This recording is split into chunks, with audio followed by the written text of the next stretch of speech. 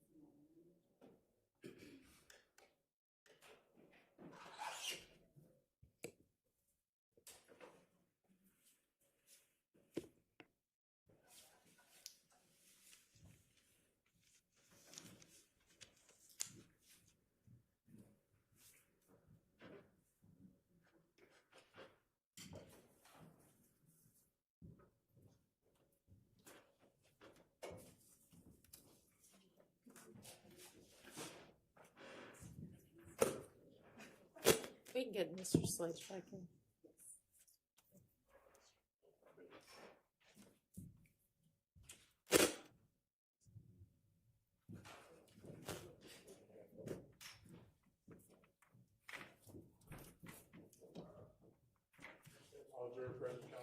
All right, thank you very much.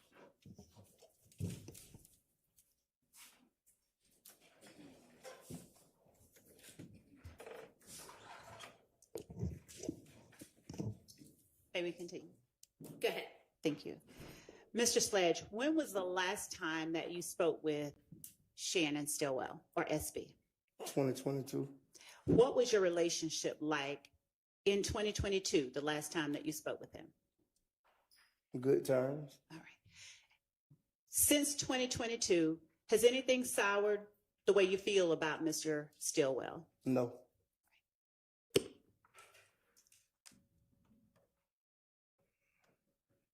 I asked you if you know a person by the name of Rodelius Ryan. I failed to ask you if you know a person who goes by the name Lil Rod. I heard him. He very younger than me, so Okay. you know. Do you recognize that person to be in the courtroom today?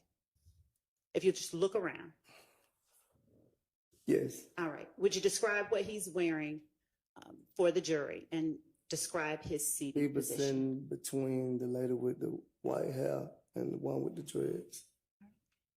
Your Honor, would the record please reflect that the witness has identified Rodelius Ryan?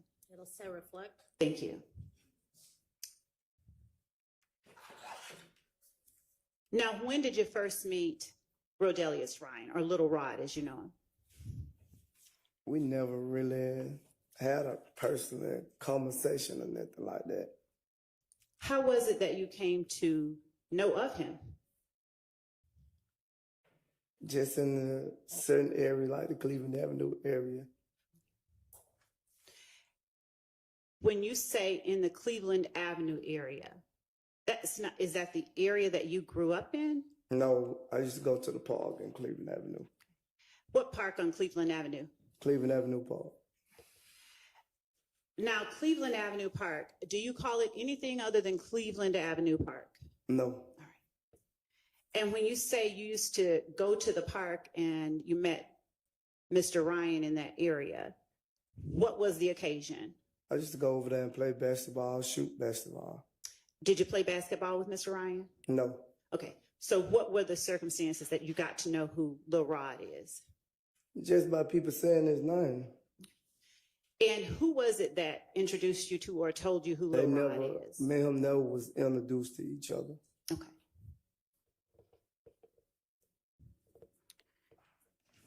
Is it then fair to say you don't know him very well at all? No. All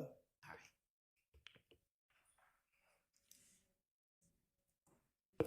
Please tell the jury how well you know Quindarius Zachary. I've been knowing Quindarius Zachary since he was a child. How old as a child? I don't recall on that. Fair enough. Do you recall generally about how old you were when you first met him? I was young too. 15, 16? Yeah, right, probably around that age. Okay. And did you all ever go to high school or anything like that together? No, he from the same apartments I'm from, Which are? Capitol Home.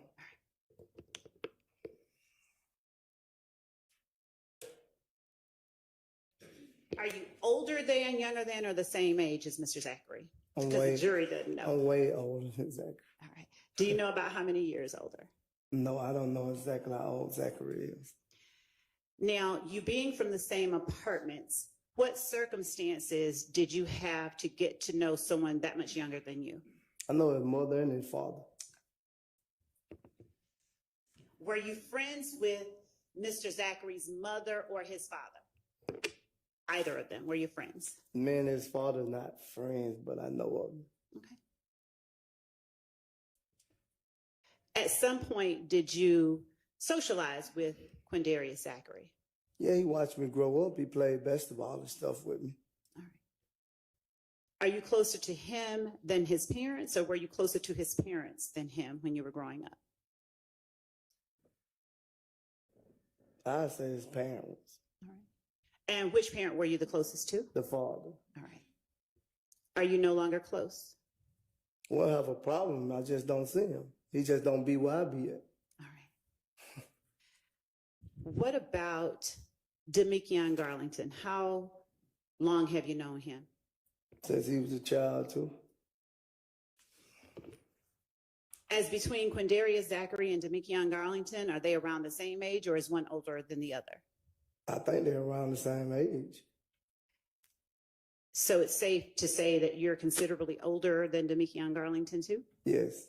How did you come to know Demikion Garlington? I know his mama when she first had him. Fair enough. How old were you then?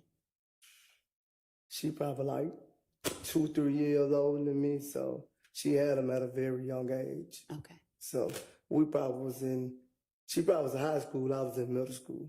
All right. So were you friends with his mom, or were you? Me and his mother's very close.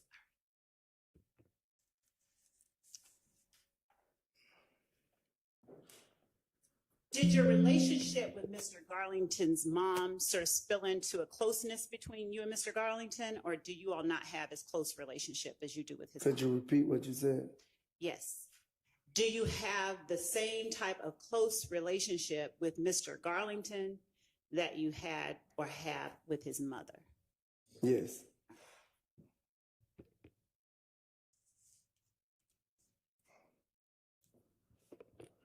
What about Kenneth Copeland or Woody? How well do you know him? I probably met Copeland probably like 2014. And under what circumstances did you meet Kenneth Copeland? We had a debate, a disagreement. You and Mr. Copeland had a disagreement? Yes. What year? I want to say 2014. Are you comfortable telling the jury what that disagreement was about? It wasn't that serious. Okay. If that's what you said. Just asking what it was about. I don't recall what it was really was about. So if you first met him when you all had a disagreement, how did you come to learn about the thing y'all disagreed over? Could you repeat that? Yeah. You just told the jury, correct me where I'm wrong.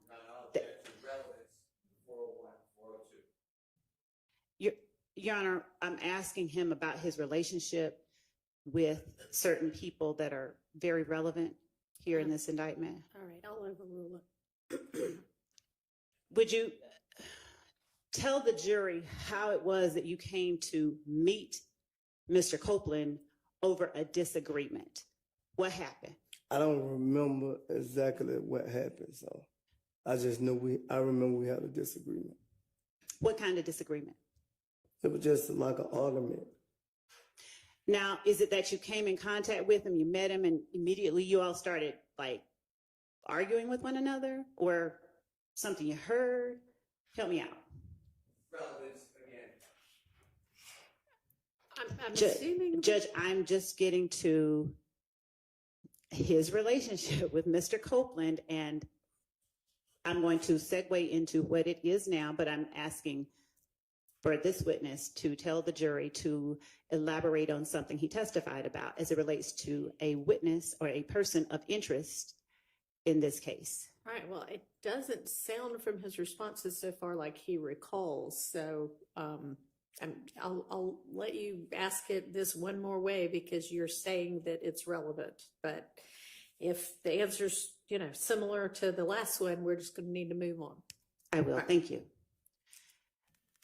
Do you recall anything at all about how you and Mr. Copeland met beyond that it was over a disagreement? I don't recall. Did the disagreement last? In other words, did you get over it? Yeah, we right there on the spot. Okay. And so how would you describe your relationship with Mr. Copeland? You saying now or then? Starting with after you got over the disagreement, what was your relationship like? Man, we was cordial. Since different people may have different definitions of cordial, would you explain to the jury what you mean? We had a good relationship. Were you as close with Mr. Copeland as you were with Saquindaria Zachary? I treated all of them equal, so like I don't treat no one better than I treat the other one. When you say all of them, who are you talking about? You just said Zachary and Copeland. Both of those two, man. Just those two? Yes. All right.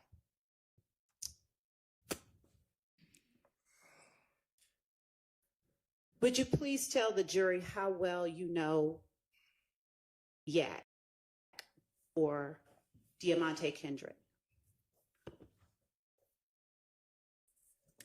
How good do I know him? Yes. I know him as a great person, a good person. I know him. We have a good relationship. Tell the jury when you first met Mr. Kendrick. I want to say probably around 2013, 14, somewhere in there. Where did you first meet him? Under what circumstances?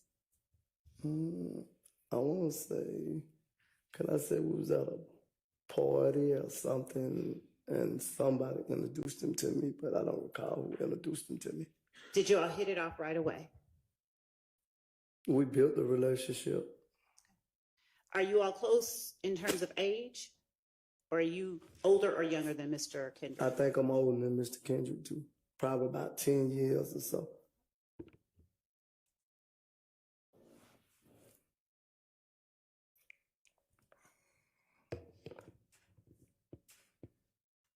What about Mr. Greer, Quintavious Greer or YOUNGTHUG? How well do you know him? I personally met Mr. Greer when he got out, 2019. Was that the first time that you came to know YOUNGTHUG? Yes. Had you heard of him before then? Yes, I had heard of him. And what kind of relationship did you have with Mr. Greer in 2019? Well, I got out 2019 too, so but when we started seeing each other, we built a great relationship.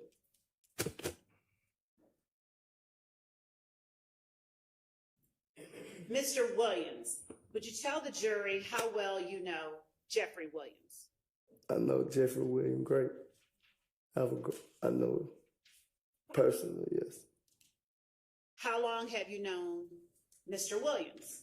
About 15 years. How did you come to know Mr. Williams? When I started going to the park on Cleveland Avenue playing basketball. Are you older than him, younger, or around the same age? As to Jeffrey Williams? Yes. Sustained. And would you describe your relationship when you first met? Was it good? As good as it is now? Me and Jeffrey always, once I met Jeffrey, we had a great relationship. Did you hang out with Jeffrey Williams? He was rapping at the time, so yeah, I used to go to a couple of the shows, support him. Okay. Now you say 15 years ago. Around what year was that, if you recall? Probably 2009. Okay. What shows of his did you go to around 2009? Nightclubs, teenager club, nightclubs. Did you get to know his family as well? Yes, Have you been to Mr. Williams' house? yes. How often would you say you visited him at his home? A lot. Politics today is divisive and dysfunctional, making people feel cynical. But Caleb, with the help of Americans for Prosperity, became a grassroots leader in the classroom, in the community, in the cadet corps, and even in Congress. Life doesn't stop when you're getting an education. That's why Sophia offers self-paced, online, college-level courses that are designed to transfer. Access 60-plus courses for only $99 a month and start learning today.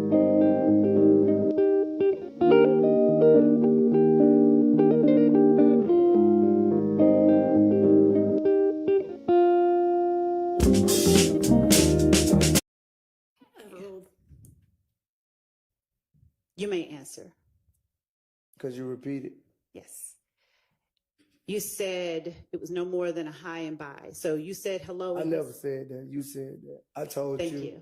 I told you that we had a conversation yesterday. I couldn't recall how long was the conversation. Okay. So it went past hello. It was that you all stood and talked for a while. Yes.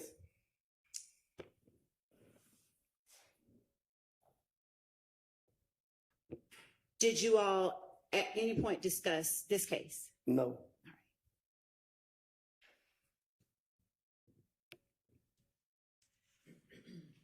Did you come to know Dora or Dolly Greer through Defendant Williams, or did you learn of them some other way? I learned through Mr. Williams. Is it fair to say you met them all, his whole family, around the same time? Yes. And your relationship with Dora and Dolly, are they the same as your relationship with Mr. Williams? Why wouldn't it be, though? Yes. Thank you.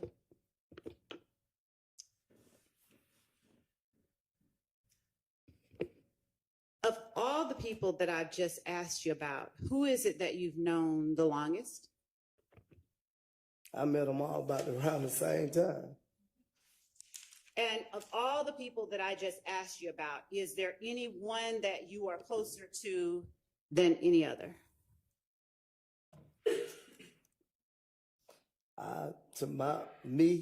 I'm close to all three of them. Now, we talked about Quindarius Zachary, Demikion Garlington, Kenneth Copeland, Jeffrey Williams, Quintavious Greer, Shannon Stillwell, and Diamante Kendrick. as well as Dolly and Dora Greer. When you say all three, what do you mean? You asked me about Dora, Dolly, and Jeffrey just now. You asked me. Now you talking about all of them. So Thank where you for you getting at? correcting me. You're right. I'm asking you about all of the people that I've asked you about today. Of all of those people, who are you closest to? I wouldn't say I'm closer than them. One of them, I have a great relationship with all of them. Okay, I wouldn't divide none of them, put them like that. fair enough. I feel the same way about one that I feel about the other.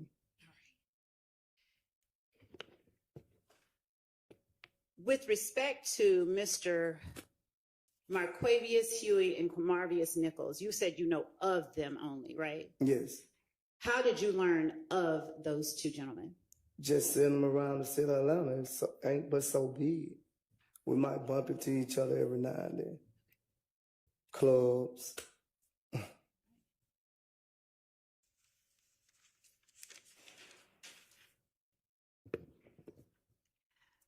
Were there occasions where you would say you hung out with more than two of the gentlemen that I just named at a time? Could you repeat that? Did you ever hang out? Yes. All right, I'm gonna need you to use your mic, okay, so I can even hear that you're making an objection. Form of the question, which gentleman? Sustained, rephrase, please. Yes. Of the gentlemen that are Shannon Stillwell, Diamante Kendrick, Rodelius Ryan, Kenneth Copeland, Demikion Garlington, Jeffrey Williams, Quintavious Greer, Marquavius Huey,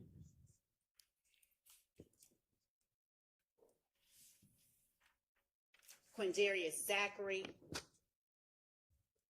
Quamarvius Nichols, if I haven't said his name. Did you ever hang out with two or more of either of them? What you mean by hang out? You can hang out many ways. So what are some of the ways that you would call hanging out to this jury? I never hung out with Hurley. I never hung out with Ryan. Okay. Been to Jeffrey shows, me and Kendrick at the studio, places like that. Okay. And have you ever hung out with two or more of the people in the courtroom today at a time, at the same time? Yes. Okay. Under what circumstances? Video shoots, music videos, club. Is it only at video shoots and music videos that you've hung out with? I just said clubs. Okay. And which two have you hung out with at the same time that are in the courtroom today? What you said only two, right? Which two or more that are in the courtroom today have you hung out with at one Kendrick, time? Jeffrey, Stillwell.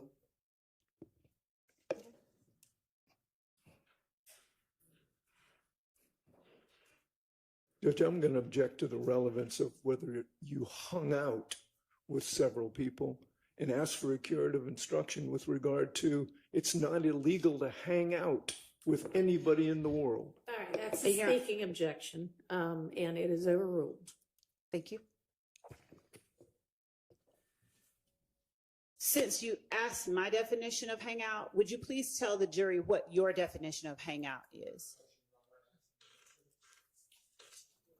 We didn't actually fully develop that, so I'm going to overrule that objection.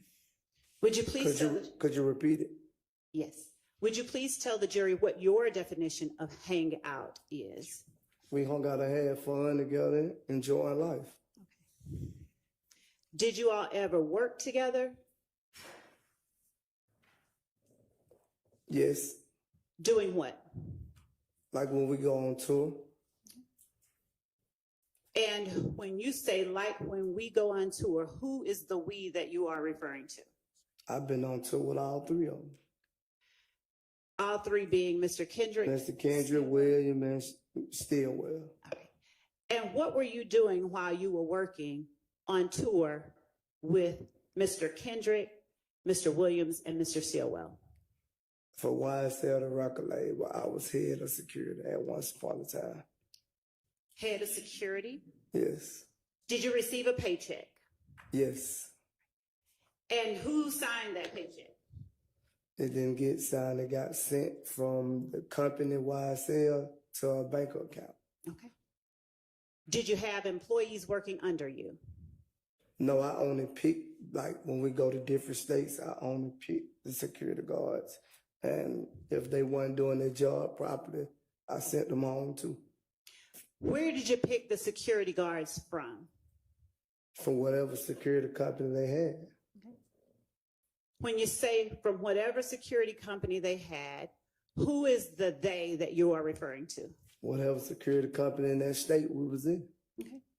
I don't remember the company's names or none of that. How long was it your job to pick security personnel for Mr. Stillwell, Mr. Kendrick, and Mr. Williams?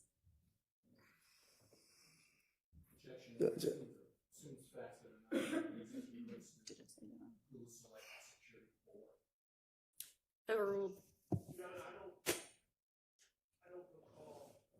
The testimony being that he did security for Mr. Stillwell. I mean, he said he worked on tour with all of them. My recollection is that he worked on tour for all of them as head of security. Well, so, I mean, I don't know. Maybe or ask him to flesh clarify. that out some more. Okay. When you said that you, Mr. Kendrick, Mr. Stillwell, and Mr. Williams worked together, would you please tell the jury what that consisted of? Well, I worked it for Mr. Jeffrey Williams, not Mr. Kendrick or Shannon Jackson. And just to clarify, you mean Shannon Stillwell, who is also known as Shannon Jackson? Yes. Okay. So what were Mr. Kendrick and Mr. Stillwell doing while you were working security for Mr. Williams? Kendrick's an artist. Okay. And Shannon used to be with us, but trying to become an upcoming artist. Is it fair to say then that Mr. Kendrick was performing while you were? Yeah, sometimes. Okay. And Mr. Stillwell was doing what exactly while you were working? He probably doing other things like selling merch for Jeffrey Williams, setting up the merch.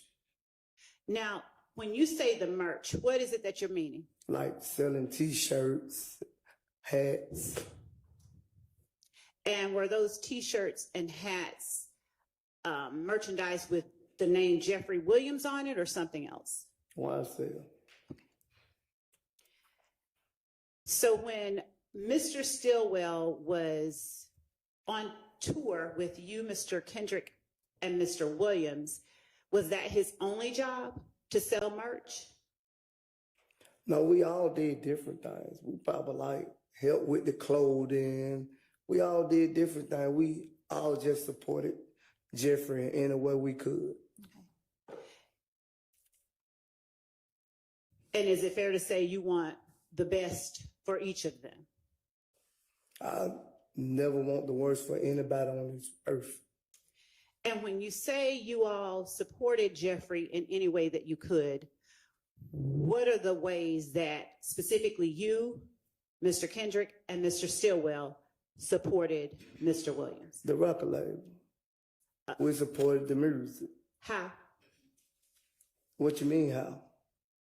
Did you just testify that you all supported Mr. Williams in any way that you could? Yes, by helping him get his clothes together, what he was going to wear, help him sell his clothing for his business. And those items of clothes, did they each have the name YSL on it, or did they have something else? He got different clothes. Okay.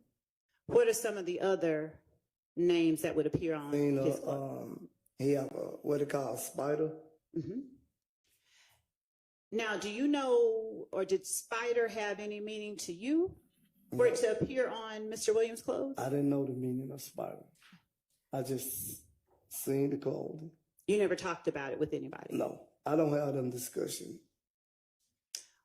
When you say you don't have them discussions, what discussions are you talking I about? don't have discussion about his clothing line and what the meaning of his clothing line. Even though you're selling it? Yes. Did you ever hear any one of those three gentlemen talking about the clothing line or No. the meaning? I just only know what YSL mean. Where is it that you all sold the items of clothing with YSL and Spider on it? Anywhere in the venue. Wherever they had us to set up in the venue. Same way you got me sitting here, wherever they set up and tell us to set up at, we set up at. All right. And who is it that would tell you where to sit up? Whoever's over the venue. Understood. Now, did you tell me how long you had been working as head of security for Defendant Williams? I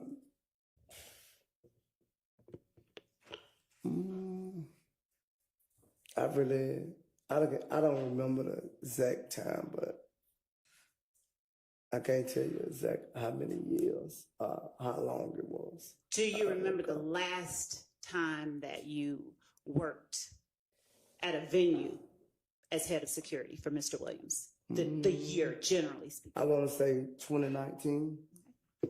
And what venue was that?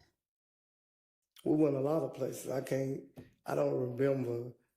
We went so many places.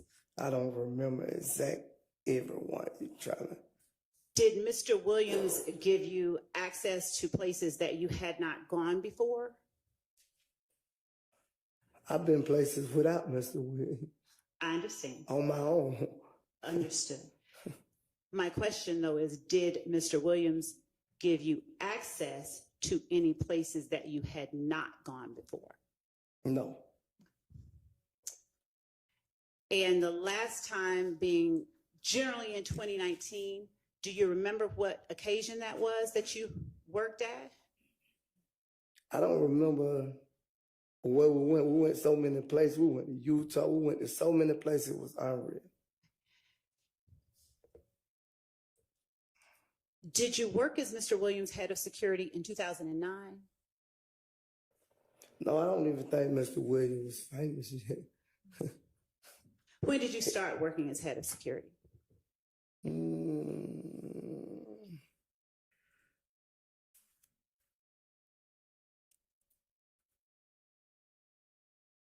I want to say, when was his first tour? The rodeo, was it 2015?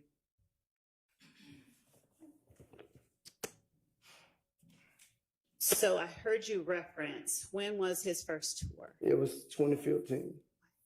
Is that late 2015, mid or early 2015? I don't recall. I don't know if it was the middle when it started. All that I remember, him and Travis Scott was on tour together. Okay. So before then, did you and Mr. Kendrick and Mr. Stillwell and Mr. Williams hang out for any reason other than work?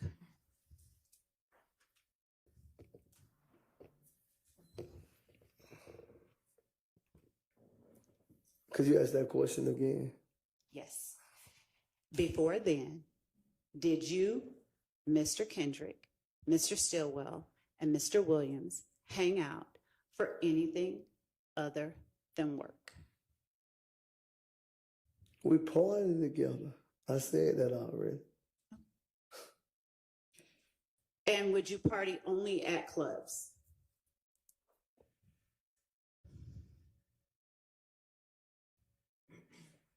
Sometimes we sit at Mr. Williams' house and enjoy it ourselves. And before you did the tour that you mentioned in 2015, did you work in any way for Mr. Williams, Mr. Kendrick, Mr. Stillwell, or any other defendant whom I've named today? When I met Jeffrey, Kendra, I didn't know Kendra or Mr. Stillwell when I first met Jeffrey. Understood. In 2014, did you perform any work with either of the persons that I've just mentioned? No. prior to the rodeo tour or 2015 that you mentioned, did you work in any capacity with Jeffrey Williams? Could you repeat that? Prior to the rodeo tour or 2015, did you work in any capacity with Jeffrey Williams? Could you break that down so I can really understand that one? Did you testify that you began working as head of security for Mr. Williams, starting with his rodeo tour? Yes, in 2015. Right. Thank you, because that was my next question. Was it in 2015? So before then, did you work for Mr. Williams doing anything? No. Okay. And before then, did you work for or with Mr. Kendrick doing anything? I never worked for or with Mr. Kendrick. Okay. And before then, did you ever work either for or with Mr. Stillwell doing anything? No, it don't make any sense to ask the same thing. I told you already I didn't never work for Kendrick or Stillwell. Why would you ask the same question? I understand your frustration, but I'm asking you for the jury's sake. I'm okay? not frustrated. All right. Overruled. Okay. And I understood you saying you didn't work for them. Did you ever work with either of those people before 2015? Mr. Sledge, are you going to answer? I don't answer that question. Okay. So I take it the answer is no? You never worked with them before 2015? No, I already answered that question. Thank you.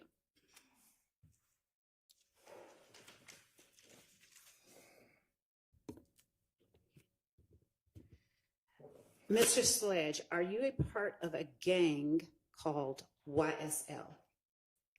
YSL is not a gang. I am asking you specifically, are you a part, or have you ever been a part of a gang called YSL? Objection, asked and answered. Overruled. And I asked you and told you YSL is not a gang. Then if you could say yes or no. No. Have you ever been a part of a gang called YSL? I just said no.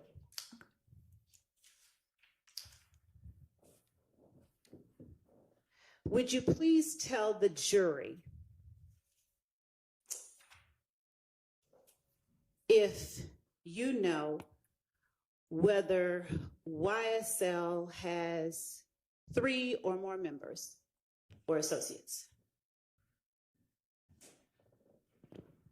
You said, do they have 3 or more associates? Let's start with members. Does YSL have 3 or more members? Working members. Does the organization, we'll call it, have 3 or more associates? What you mean by the associate? What do you understand associates to mean? I don't understand what it means.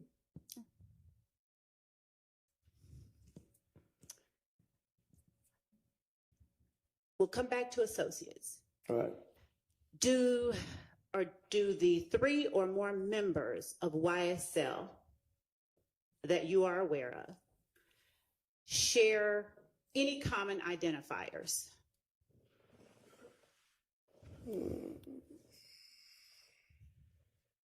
What you mean by identifier? You gotta be more specific when you asking the question. Of course. Colors. Do the 3 or more members of YSL typically tend to wear the same colors? We wear all type of colors. They wear all type of colors. Is that a yes or is that a no? I can't answer yes or no to that question because they wear all type of colors.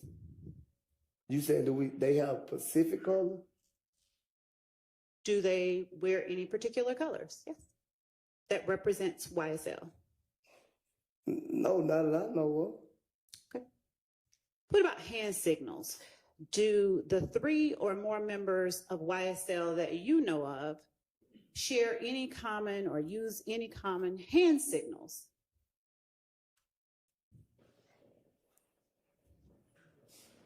of. Have I seen 3 or more of them use the hand signal? My question is, do the 3 or more members of YSL that you just referenced, do they use common hand signals? Yes.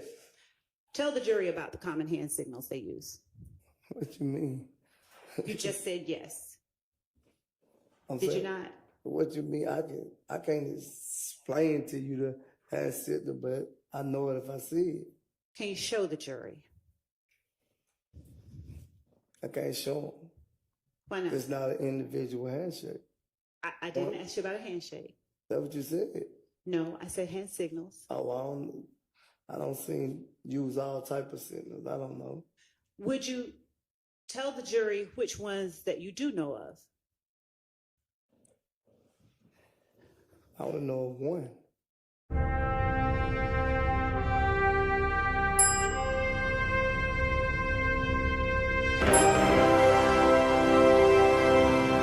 Now made from Daya Oat Cream Blend.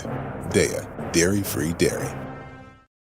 Sam Brown's attacks on Jackie Rosen? False. Jackie Rosen is leading the fight to stop congressional stock trading, and she took on the drug companies to cap the price of insulin. We can't let special interests keep ripping us off. Could you see it? How do you know that that is a YSL if you don't know where the Y, the S, and the L are? I don't know where it's at. I just don't see it sitting. I never even try to figure out why the SL is. Then how do you know that it stands for YSL? Because I don't see it throwed up numbers of places. How does that tell you that it stands for YSL?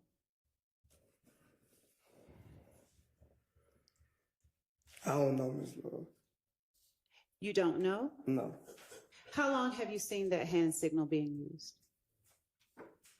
I don't know how many years have I seen it being used.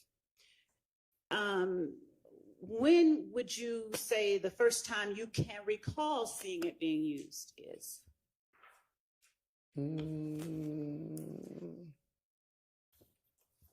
When he started saying he was going to have his own label called YSL.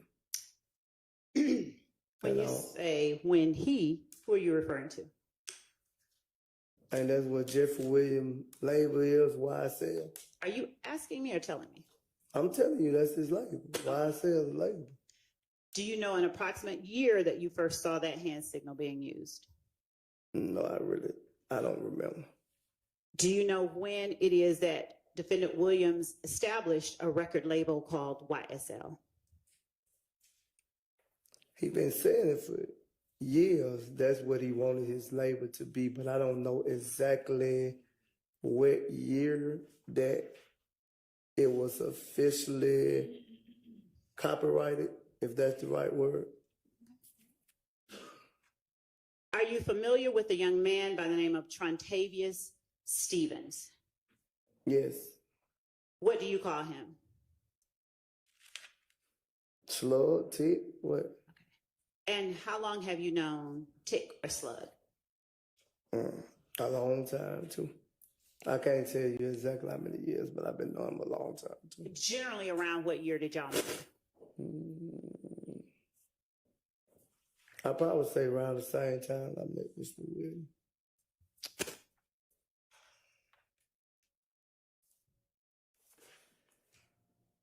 And under what circumstances did you meet? In the park. Okay. Who introduced you to Mr. Stevens? Nobody introduced me. I was come around, and once they started saying names, I started remembering names. Once they started calling each other names, I started remembering names. Who is the they that started calling each other names? People in the park. And so who were some of those people? Jeffrey would call him Slug. You had a couple of more people. So is it fair to say that you met Mr. Stevens through Defendant Williams? I wouldn't say I met him through, because Jeffrey Woody never came to me and said, well, this slug and this tick. So I didn't meet him through Jeffrey Woody. Okay. I met him just being around.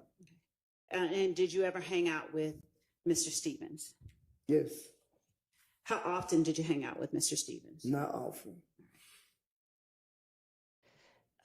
And how would you describe your relationship with Mr. Stevens when you first met him? Me and Mr. Steve had a great relationship, but we didn't hang around each other like that. Has anything happened to sour your relationship with Mr. Stevens? No, Is there anyone within YSL that you do not have a great relationship with? no. To your knowledge, who all is a member of YSL?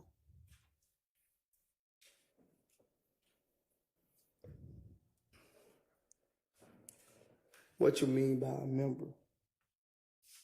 Well, You gotta be more.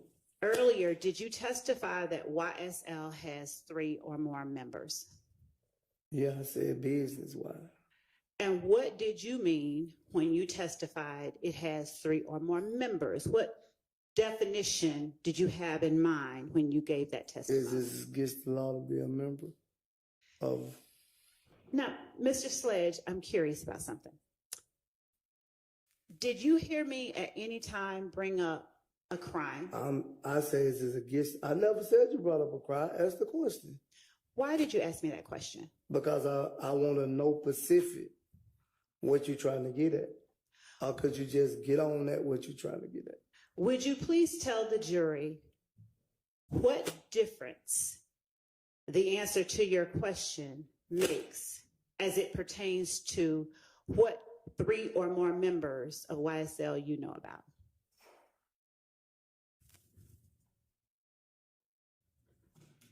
You said 3 or more members I know about. Yes. My last question was, why did you ask me, is it against the law to be a member?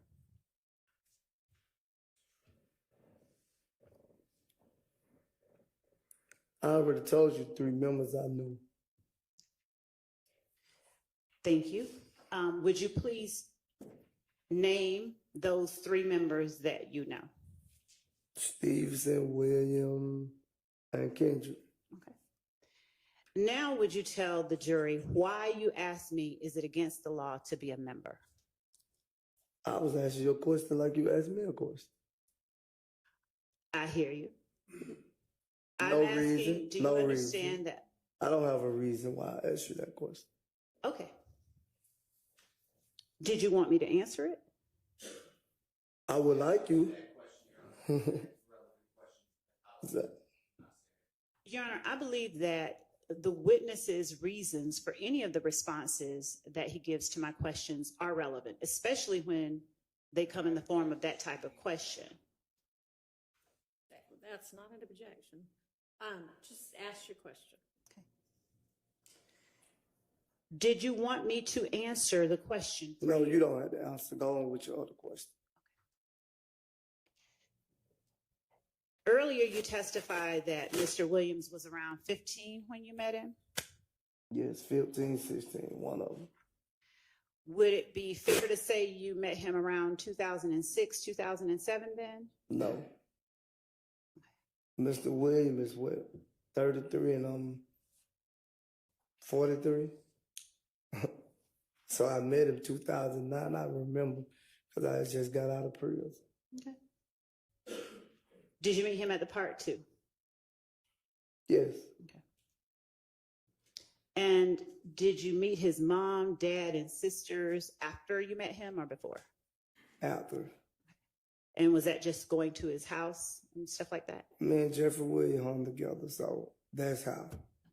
How often did you all hang together, as you put it? When we was younger? Start there, please. A lot. How do you describe a lot? Every other day, every day. What? Did you consider him your best friend? No, I don't have a best friend. Was he as close as you get to having a best friend? I looked at him as a little brother. Okay. Is it fair to say you loved him? Why not? I don't know why not. I'm just Yes, I love him. Okay. Do you feel the same way about Mr. Stillwell Yes. and Mr. Kendrick? Yes. Do you feel the same way about anyone else in this courtroom today? I don't have a problem with anyone in this courtroom. Understood. Do you love anybody else in this courtroom today? You're supposed to love everyone in the world. I agree. Do you specifically love anyone else in this courtroom?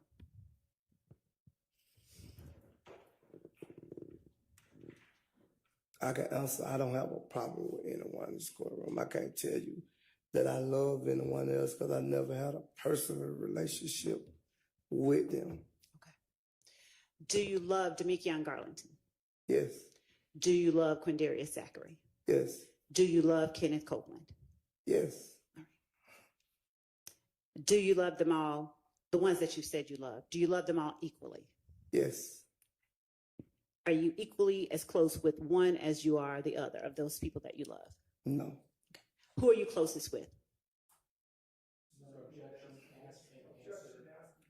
Sustained.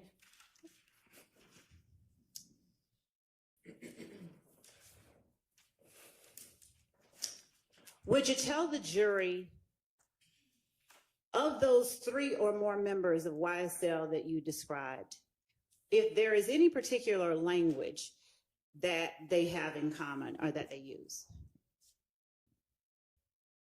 other than average run-of-the-mill English? Could you repeat your question? Yes.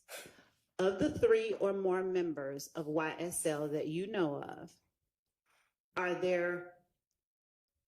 is there any particular language or words that they use that is besides the run-of-the-mill common English language you'd find in a dictionary?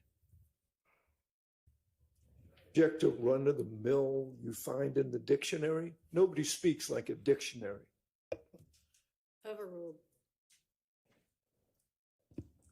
I can't say because the whole world speaky bunny, so I can't, like you said, in a dictionary. I wouldn't know what's in a dictionary. I don't look in a dictionary. Okay. So I don't know if the word you're looking for in the dictionary or it's not in the dictionary. The word slime.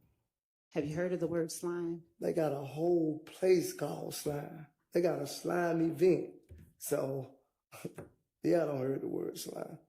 You got a play thing that you could take your kids to for the slime thing. So, yes, I have heard that word. Have you heard members of YSL call each other slime? I done heard people not YSL call each other slime. Multi-millionaire Jackie Rosen thinks she's above the law. Rosen was caught breaking the federal law to stop Congress from getting richer from insider trading. Rosen is just another corrupt politician who puts herself first. End summer on a high note at the Living Spaces Labor Day event, where you'll discover the best deals for your home. Save big. Different from me and you. Come on, that ain't no question. Tell the jury what you were referring to when you called I wasn't people. referring to the play thing. Okay.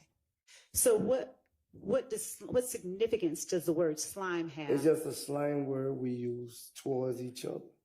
And when you say we, who are you talking about? The whole world, not just the Pacific people. The whole world. I call people slime that I don't even know. People be walking down the street, be like, "What's up, slime?" And when you use it, what do you mean? It's just a slang word for the streets. Okay. How do you what does it mean though? I don't know the meaning of it. The whole world, I guess it's slime like what it meant for itself, slime. The whole world slime to me. So are you able to tell us anything about what you feel it means? I feel it means no one can be trusted. That's what I feel.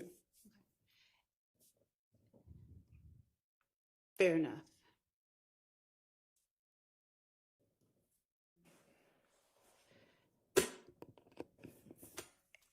And is that a phrase that members of YSL, I'm not talking about the whole world, just members of YSL, uses amongst themselves? Why you want to say they just use amongst themselves when I just said a whole world use? You try to make it seem like it's just about them using it when it's not just them using it. Understood. But I still have to know, is that a word that members of YSL use amongst themselves? I don't know how to answer that question because I thought I already answered. Are you the only member of YSL that uses the word slime? No. Okay. That's a better question. Thank you. Who else within YSL have you heard use the word slime?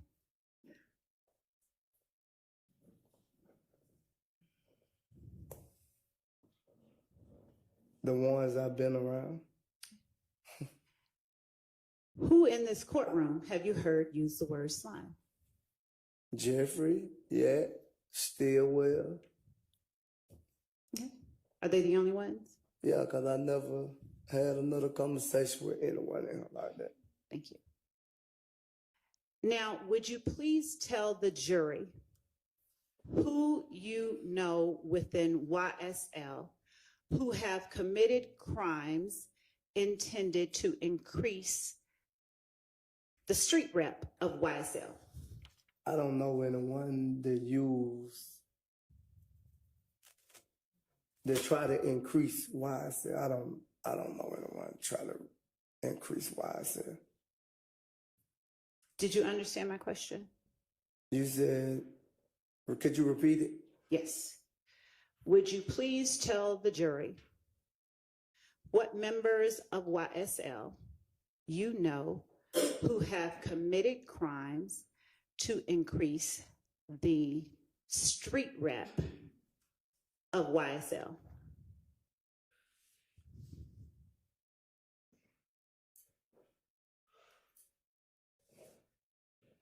I can't really say. Why not? Because I don't know anyone in this courtroom have committed a crime. Fair enough. Any member of YSL that you know of who has committed crimes to increase the street reputation of YSL?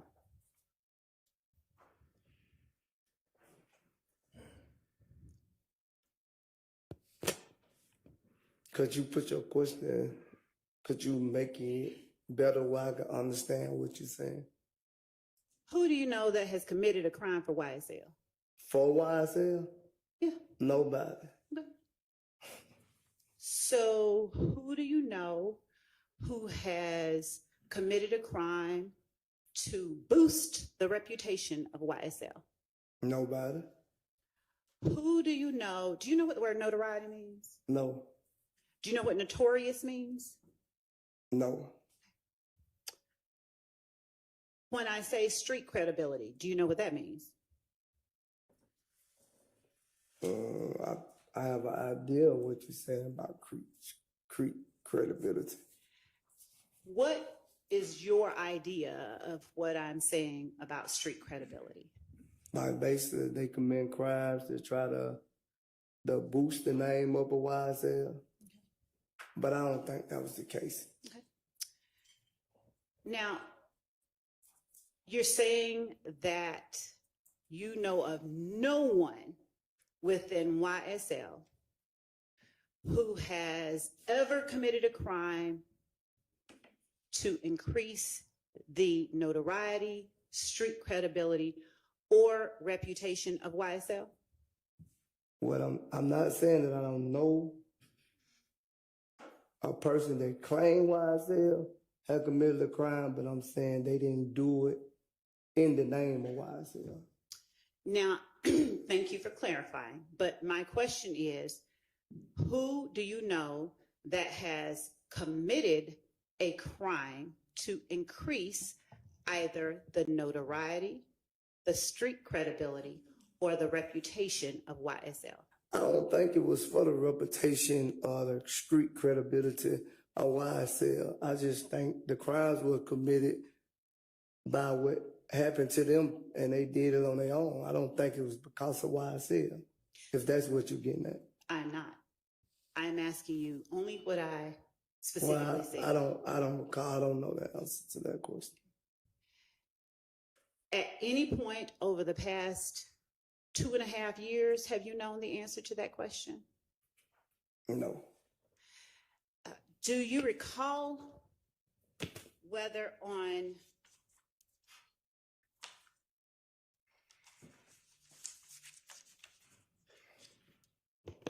December 28th, 2022, you knew the answer to that question? And when I try to correct you on that answer, you wouldn't let me correct you on the answer. So first, we're gonna get an answer from you.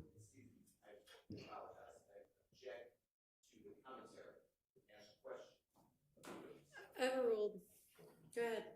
First, I'm going to ask you to answer the question, and then we'll get to what you just said, okay? if you want to say on the plea agreement, yeah, I initiate on that. Okay, so my question is, on December 28th, 2022, did you know of 3 or more members of YSL that have committed crimes intended to increase the notoriety, street credibility, and reputation of YSL? My answer gonna be the same. What is your answer? When I try to get my lawyer to refer, I throw. I just need, I'll let you explain, no, I promise. No. All right, hold on.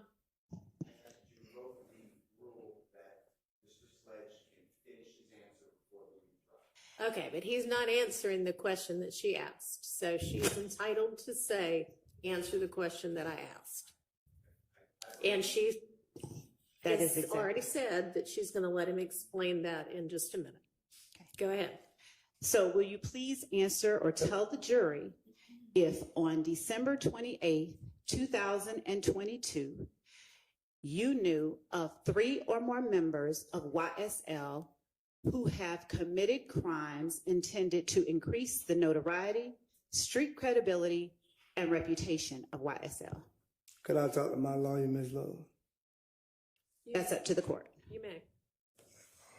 We're going to take a recess. Y'all go ahead and use the restroom if you need to. Thank you.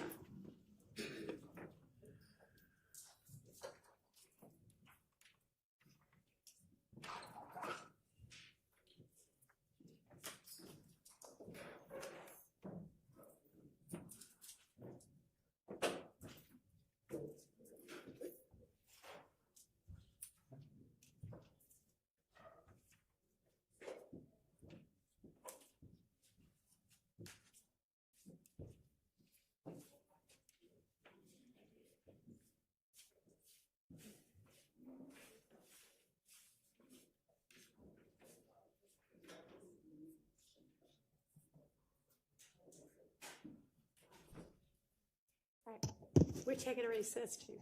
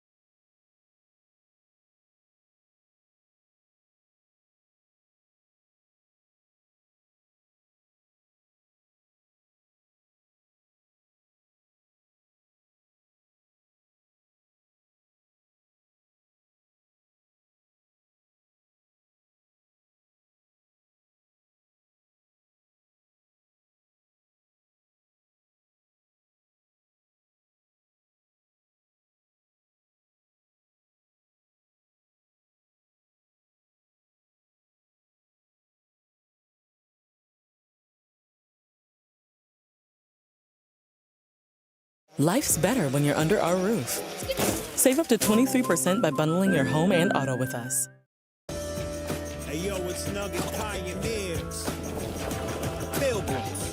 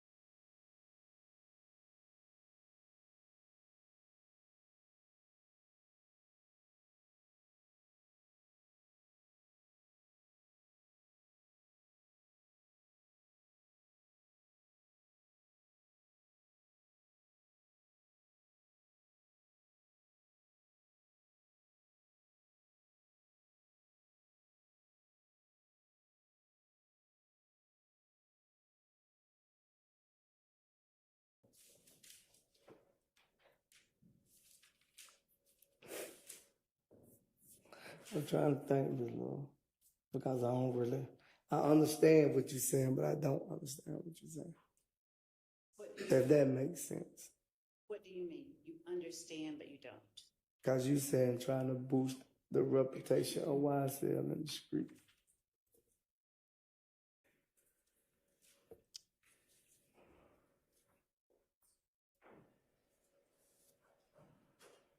Because I don't think anything I would have done would have been to boost the name of YSL in the streets. Did you not mean to include yourself in the earlier statement that you made when you said YSL is an organization made up of 3 or more members or associates who share common identifiers that include but are not limited to colors, hand signals, and terminology, who have committed crimes intended to increase the notoriety, street credibility, and reputation of YSL? Did you not mean to include yourself in that group of 3 or more people? Or Multi-millionaire Jackie Rosen thinks she's above the law. Rosen was boost the reputation of YSL in the streets. It was about principle. And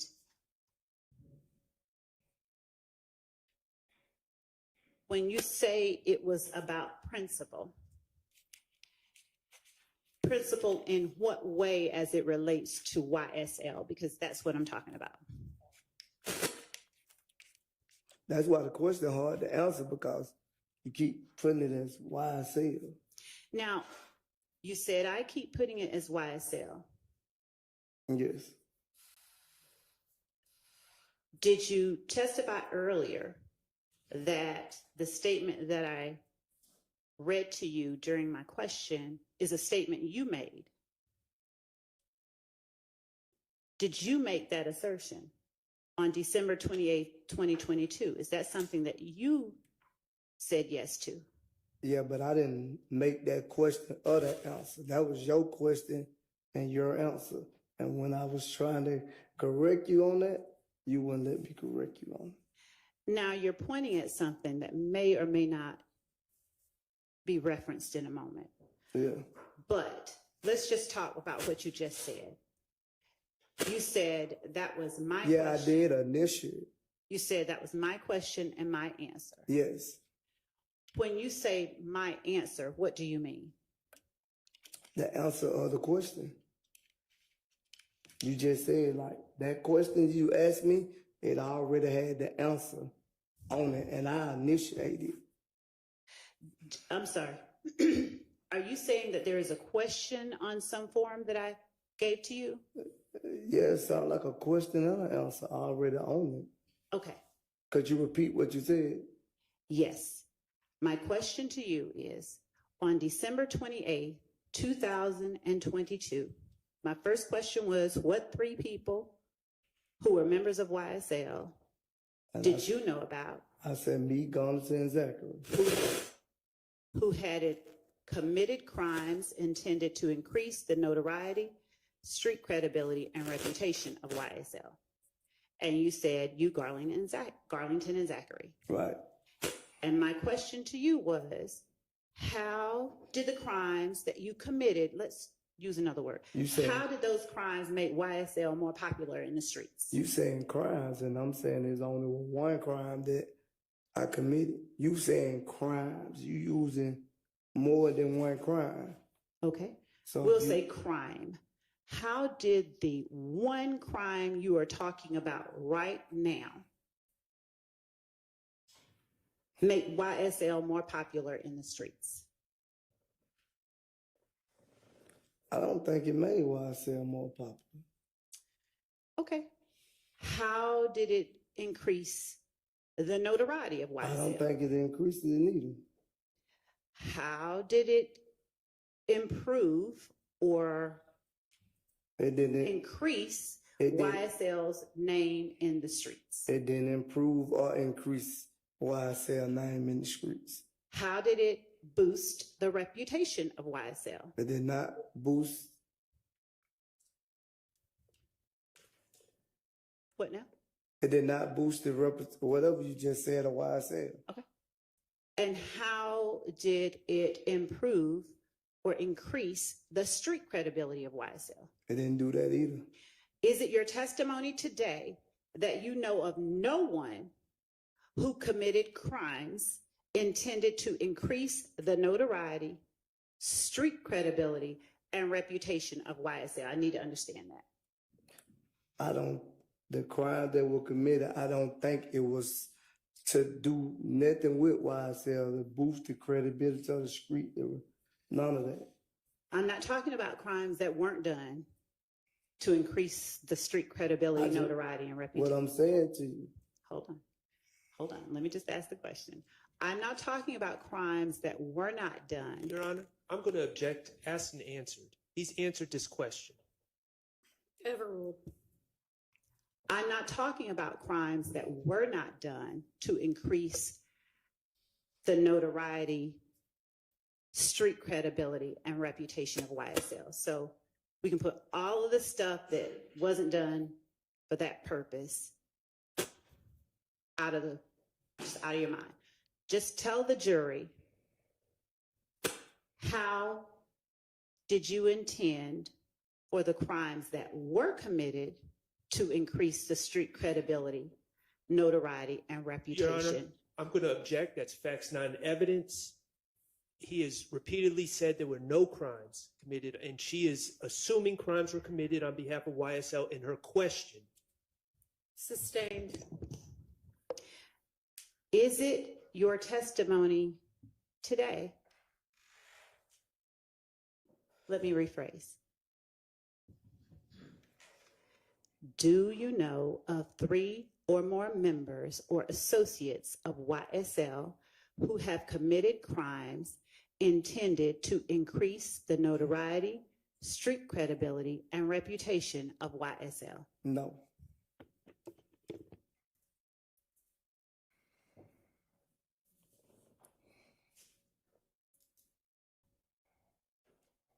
Okay.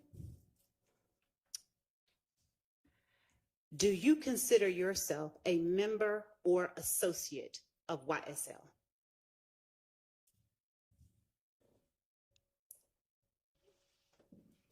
Either one, either a member or an associate of YSL. I plead guilty to affiliated to YSL. Let's put that out of your mind. I'm asking you here today, right now, do you consider yourself a member of YSL? Let's break it down.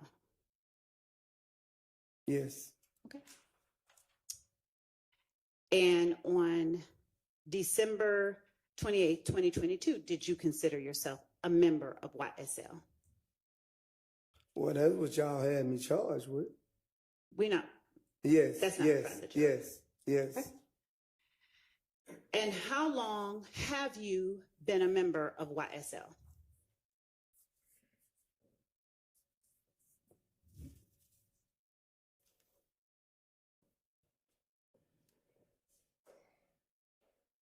I don't recall exactly how many years it's been. Do you remember what year you first became a member of YSL? No, I don't remember the year that he first started saying with YSL. I don't remember. Would showing you a document with your writing on it and a year on it that you signed on December 28, 2022, refresh your memory? Yes. Okay. Your Honor, I'm going to approach the witness with what I will mark as State's Exhibit number 444 Yankee. And I will show it to counsel for either the defendants who wish to see it.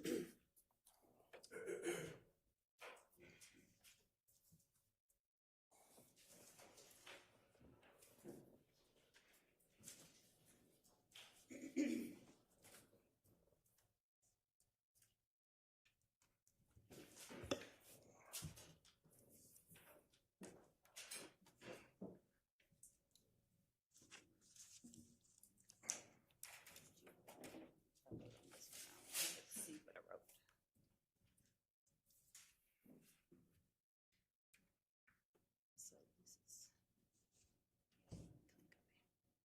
just 1 second, Your Honor. I wrote on the one that I have, so I want to make sure I give him the clean copy.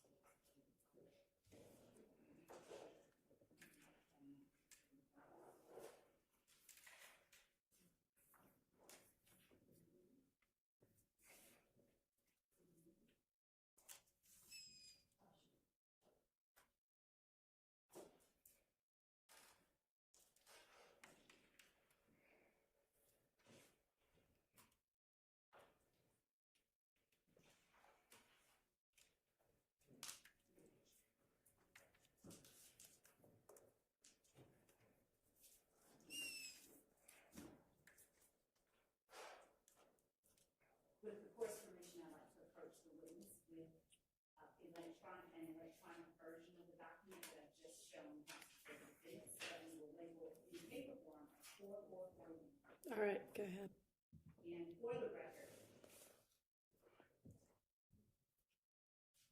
for the record, I am showing the witness the 3rd page of the document. So page 3 of 7, and the 2nd blank under section 4.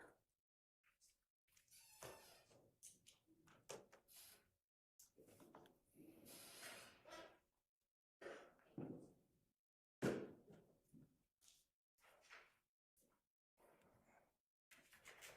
my wonderful team has come through, and I have a paper. So I'm going to show you what has been marked State's Exhibit 444 Yankee, and I'm going to turn to page 3. Do not read any of this out loud. Right. I'm just going to point to the 2nd blank under section 4 and ask you to read it.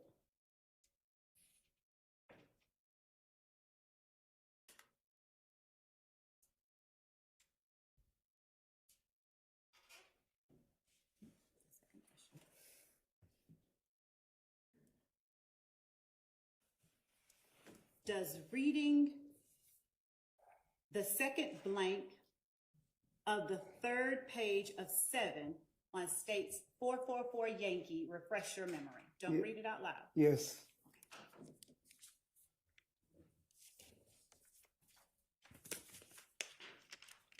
So, Mr. Sledge, would you please tell the jury how long you have been a member of YSL?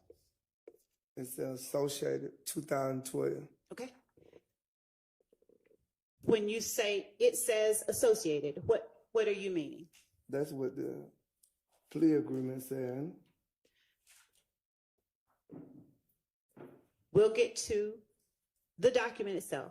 Right. Right now, I'm asking you, since you've testified that you are currently a member of YSL, how long have you been a member of YSL? Since 2012.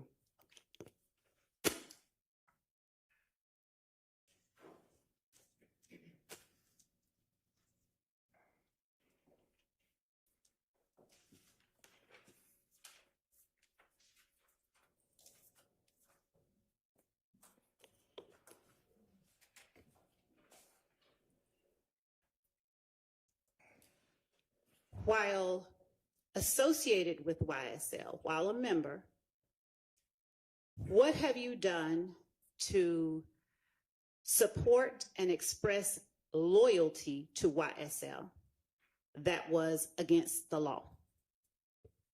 When I pleaded guilty to a drive-by shooting. I'm not talking about pleading guilty. I'm asking you specifically to please tell the jury, what crimes have you committed to express loyalty and support to YSL? I just answered. Overruled. I just answered. I need you to expressly tell the jury what crimes you have committed to express loyalty and support to YSL. I don't remember exactly all of them, but I know aggravated battery was one of them. Aggravated assault. Could you refresh my memory? Because I don't remember all the charges I had. There was a lot of charges. Do you remember what you did, though? I drove a car. So how, when you say you drove a car, how does that lead to your committing aggravated battery and aggravated assault to express loyalty and support for YSL? I wouldn't say YSL. I say it was basically helping Demika Gunner and Quindarius Zachary. Have you ever stated that you committed a drive-by shooting to express support and loyalty to YSL? Yes, because I pleaded guilty in 2017. Regardless of your guilty plea, I'm not talking about. Well, that's the reason I signed that question. Okay. So since I haven't referenced a question for the jury, I'm trying to keep the record clear, okay? I'm just asking you about acts that you committed that were done to express support and loyalty to YSL. I just said that. Hang on a second. Third question, ask the same question. The gentleman's giving the same. I'm going to let her proceed with this. So you may go ahead. How does driving a car lead to committing aggravated battery and aggravated assault to express loyalty and support for YSL?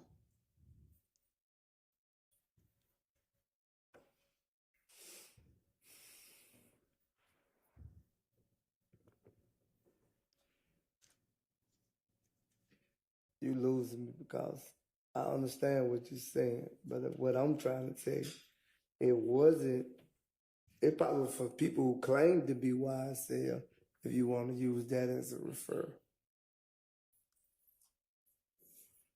I understand that you understand what I'm saying, but I'm asking for the jury's sake, okay? If you can just tell them how driving a car leads to an aggravated battery and an aggravated assault committed to express loyalty and support for YSL. So you want me to explain to what happened? I want you to explain how one leads to the other, how it leads to expressing support and loyalty for YSL.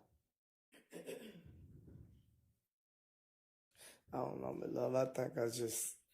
I don't even think when I read the plea agreement, I was understanding. I think I was just signing. I want you to put out of your mind any agreement, and I'm asking you here today, In no way, then. In no way? No way. So who is it that you know who committed a drive-by shooting to support and express loyalty to YSL? I already answered that question for you. Would you answer it again then? I might have missed it. Me, Garlington, and Zachary. So given that you, Garlington, and Zachary committed a drive-by shooting to support and express loyalty to YSL, please explain to the jury how you personally intended for that criminal act to express loyalty and support for YSL.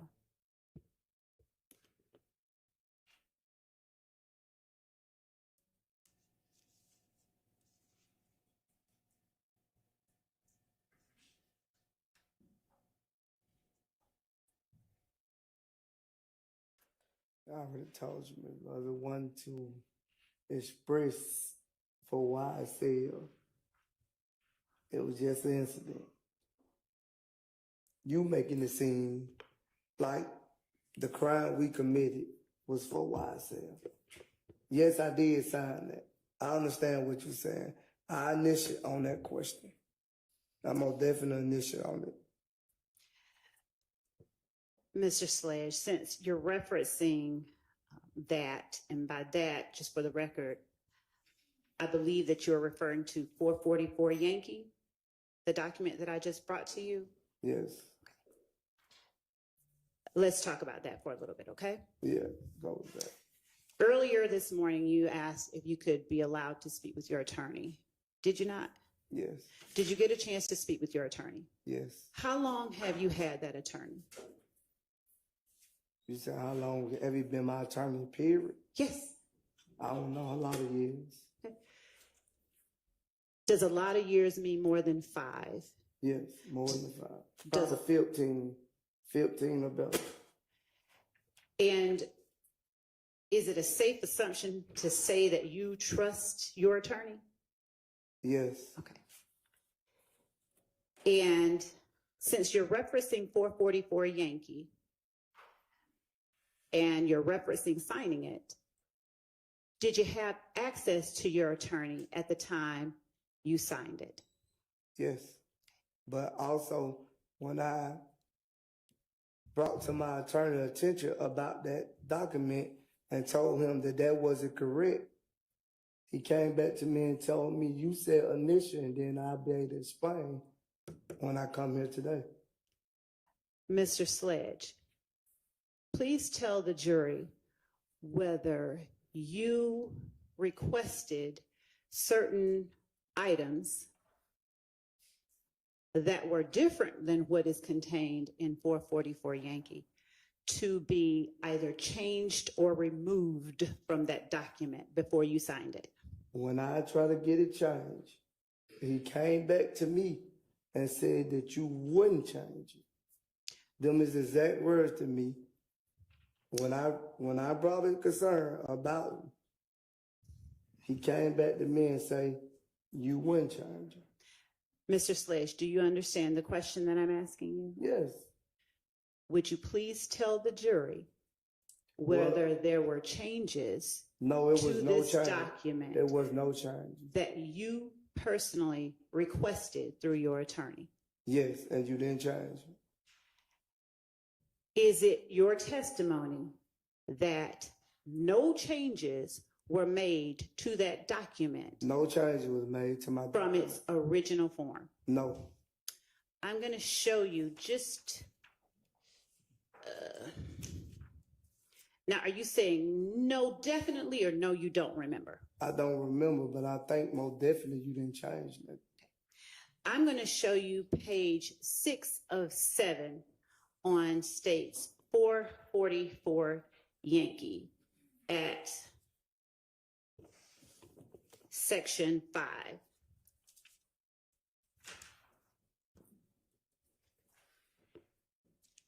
If either All right. Council needs to see it. I'd like to.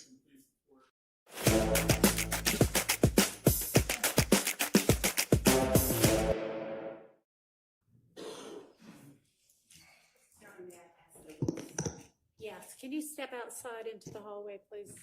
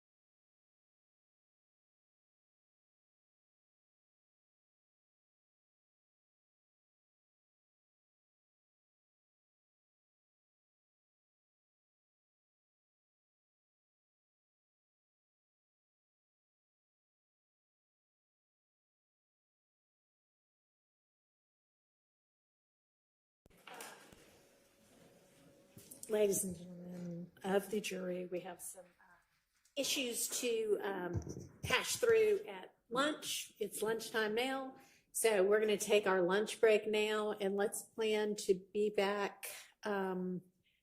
Does everybody think 1:30 gives everybody enough time to do what they need to do? Or That does give the state sufficient time if it suffices for. 1:30, 1:45, 1:30? Okay, we'll see everybody back at 1:30. Thank you.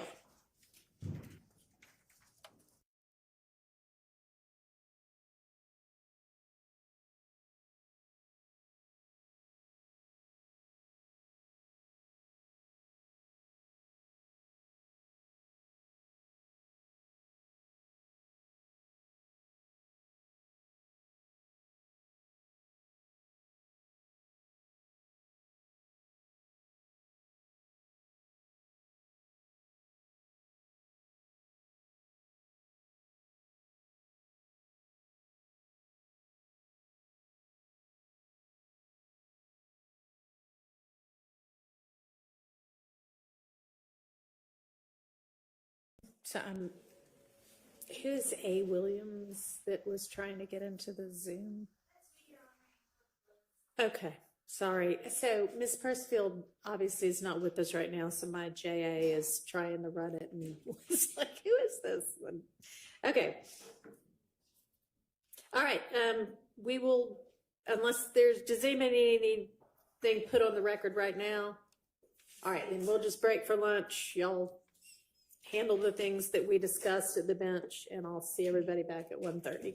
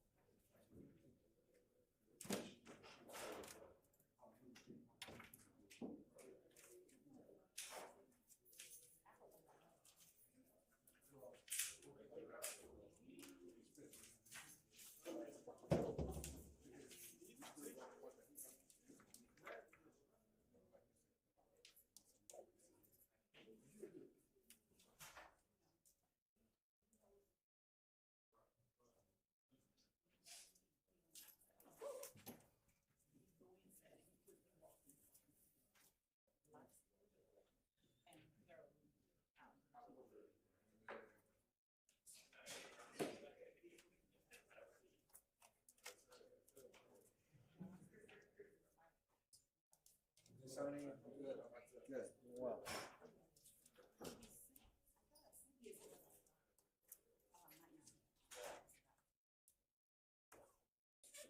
All right.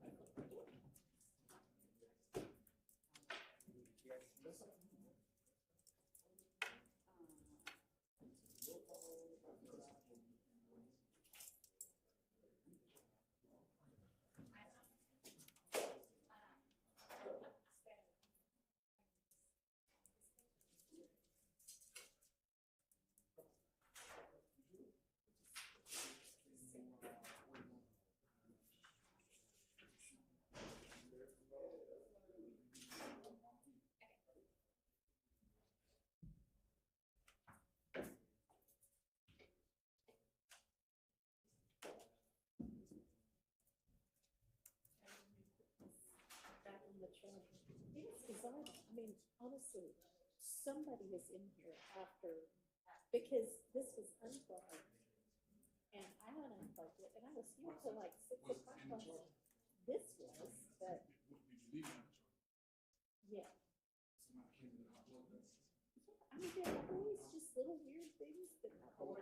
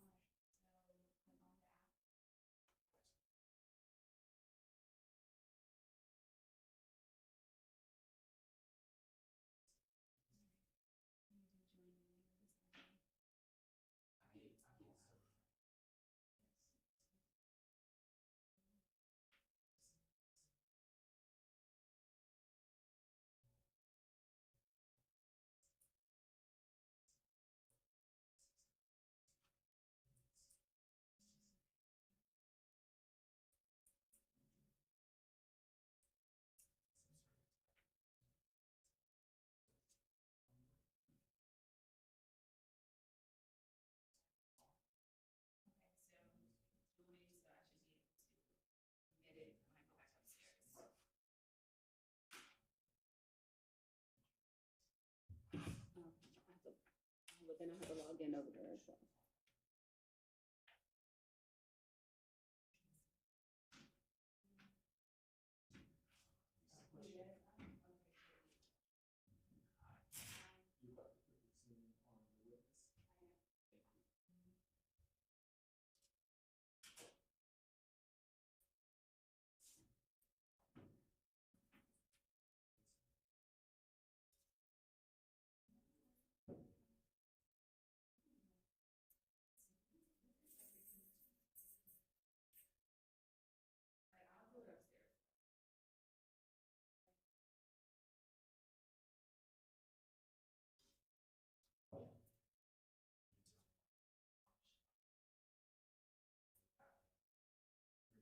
Yeah, like the five, because I don't know, just a real quick review, like,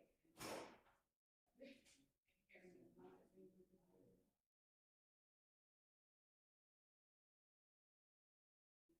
It's like right now, like when I'm clicking on submit, it's just not even, like it's not doing anything. It's just like, it's not even, so. But I'm gonna call him now because he's supposed to come back down here anyway. But I'll let you know, but I got it.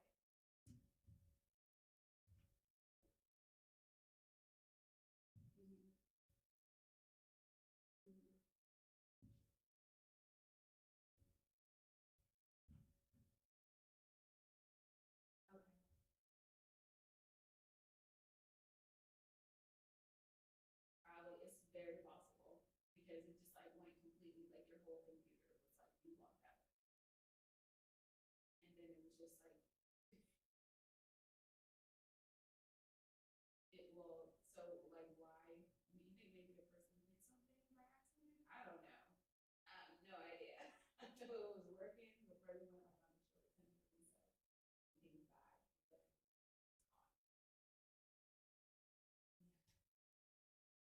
I know it's something, but I'll go ahead and get with Aaron.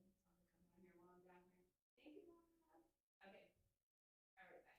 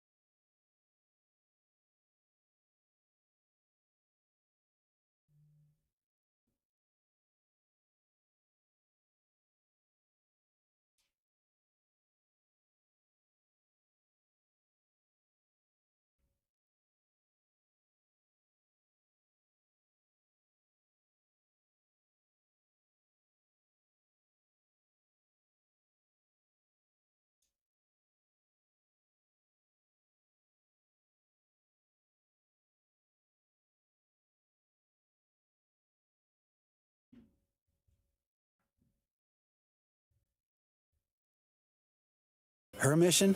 Make middle class life more affordable. New caps on the price of medicine. More clean energy to bring down costs for families.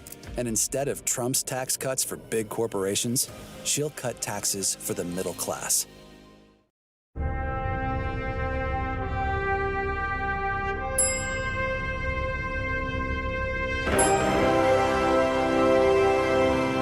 Now made from Daya Oat Cream Blend. Daya, dairy-free dairy.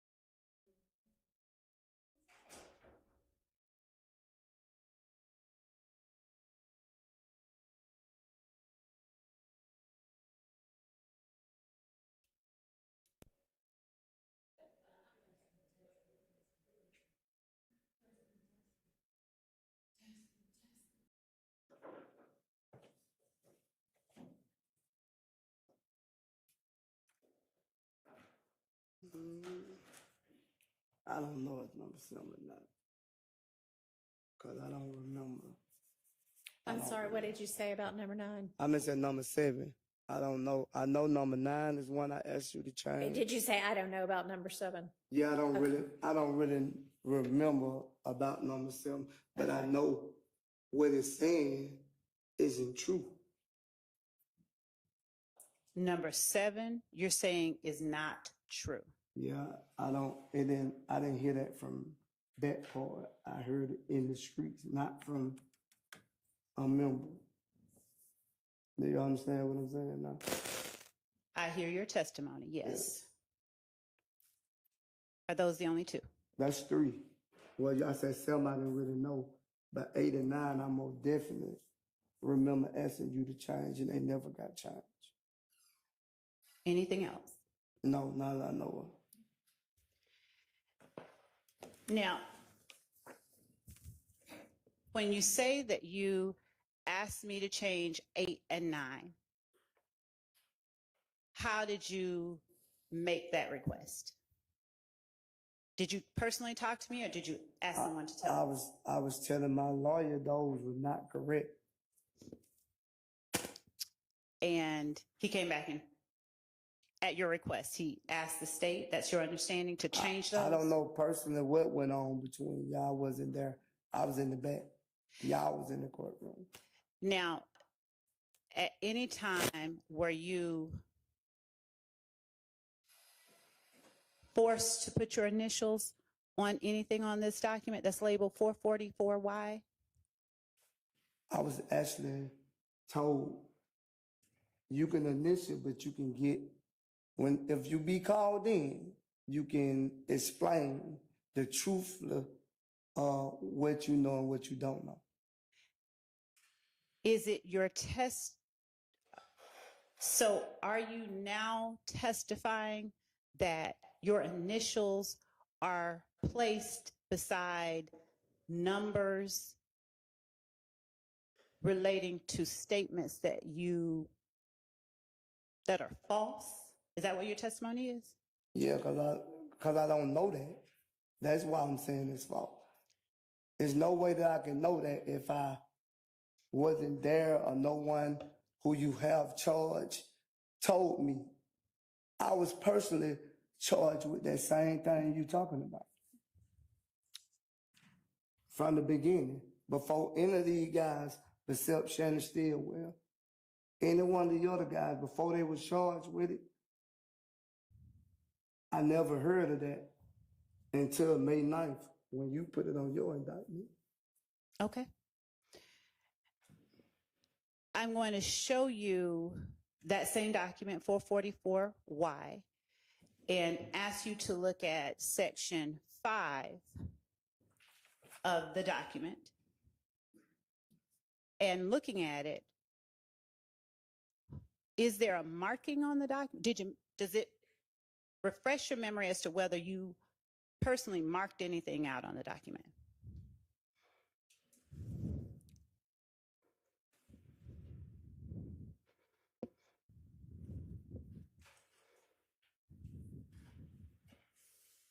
I see my initial by whatever it is. Does it refresh your memory as to whether you scratched anything out and changed it? I think y'all told me to scratch that out and change it. You wrote that. I didn't write that. That's not my writing. That's my Is that your initial? Okay. Yes.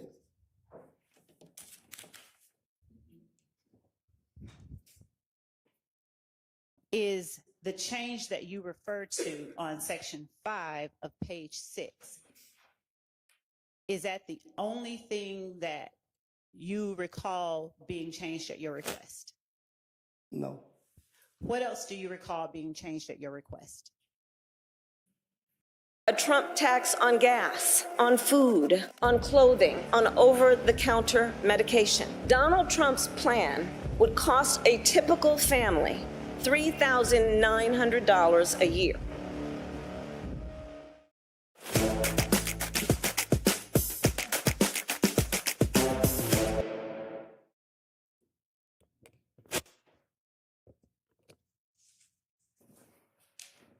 So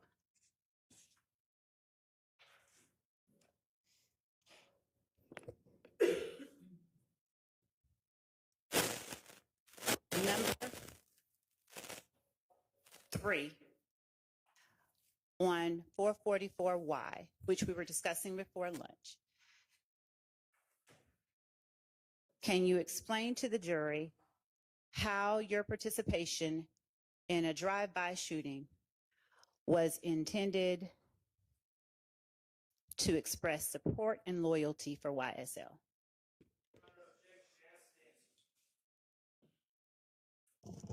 I'm sorry, I didn't. I mean, it has sort of been asked and answered in that he, sustained.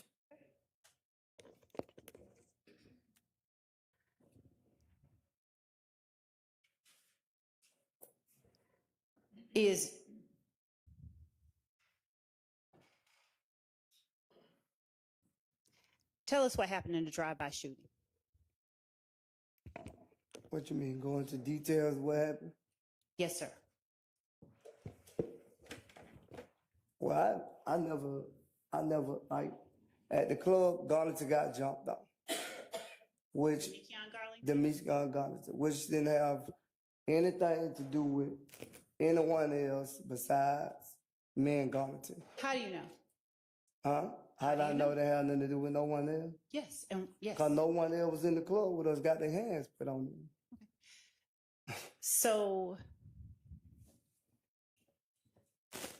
who was it that put hands on Garlington? I don't know. It was a group of guys. I didn't see no faces, none of that. So, how are you able to tell the jury that it had nothing to do with anyone except you and Garlington when you can't say who put their hands on you? Well, I can say what Garlington told me, but I can't tell you, do I know it's personally was those guys? Because there was a lot of them, but I can tell you what Garlington told me. Were those guys part of a gang? Objection, Your Honor, calls for hearsay. Well, I mean, it may or may not, to your personal knowledge. Did you believe that those guys who put their hands on Garlington were a part of a gang? I asked him. Rephrase your question. To your knowledge, were the persons who put their hands on you, or on Garlington rather, excuse me, a part of a gang? I don't know, because if they joined the game, I wasn't there when they joined the game. If they joined a what now? If they was part of a gang. When you're saying gang, are you saying, spell what you're saying? G-A-N-G. You said gang. I did, thank you. So if they was part of a gang, whenever they joined, I didn't eyewitness. So I don't know if they was or was they false claiming or what. I don't know. Okay. So forgive me for interrupting. Please tell the jury what led up to the drive-by shooting. What happened? Well, they jumped on Garlington in the club. I assisted Garlington, and then it went farther with us fighting. And then I don't know what happened on the outside. I don't know what happened on the outside, but then me, Garlington, and Zachary, we went and we did what we did. Okay. Were you standing next to Garlington when he first got jumped? No, he was coming back towards me. Okay. And you said you didn't see the face of who jumped him. I never really seen it. Somebody told me that they was jumping on Garlington. Who told you? People in the club. I can't give you a name because I don't know their name. So what did you do? I assist Garlington. How did you assist Garlington? I helped get him off Garlington. As you were helping getting them off of him, did you recognize anybody that you were helping to get off of him? It was abroad. No. There was so many people. Okay. You said earlier that you didn't know whether these people were actually a part of a gang or if they were false claiming. Right. Do you know what gang they claimed to be a part of, if any? maybe ask another foundational question first. Are you aware of whether these people that you pulled off of Garlington claimed to be a member of any particular gang?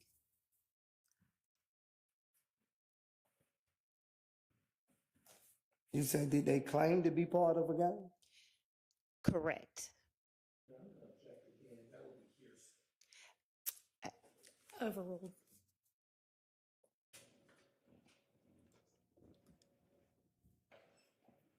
Actually, I can't really say what gang they claim.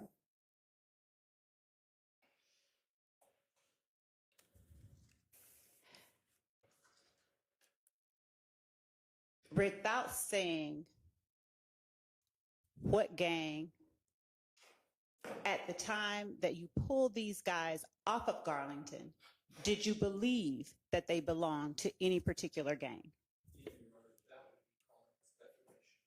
Overruled. No.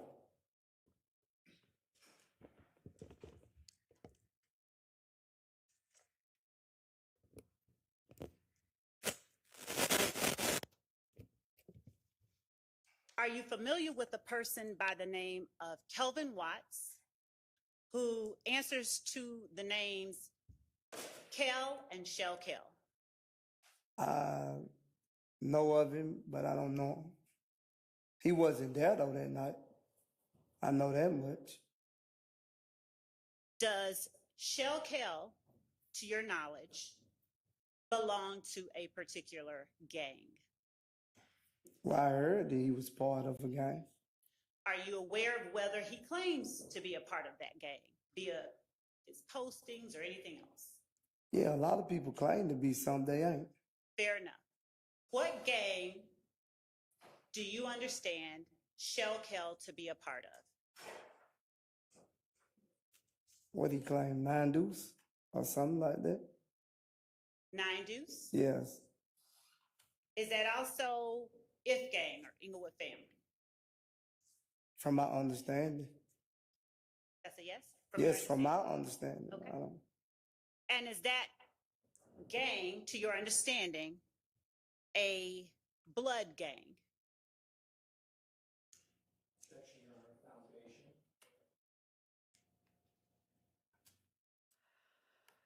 If he knows, Your Honor, I'm asking to his understanding, does he understand that gang to be a blood set? Overruled. Yes, I heard, but I don't know for sure. I heard. Did you consider that gang a rival gang? Please use your mic. Okay, sorry. A rival gang? No. Did you state on December 28th, 2022, that you threatened to harm a person named Kel because of that person's association with a rival gang? Yeah, but at the time I didn't know. At the time that the threat was made, I didn't know he was If Gang. When did you learn he was If Gang? Ooh. I know it was after that video. Okay. Now we're talking about a video. What video are you referring to? The video of me and Quindarius. But it wasn't about no gang situation. What did you do in the video? I told him if he was looking for me, I had something for someone who was looking for me, who was not my friend.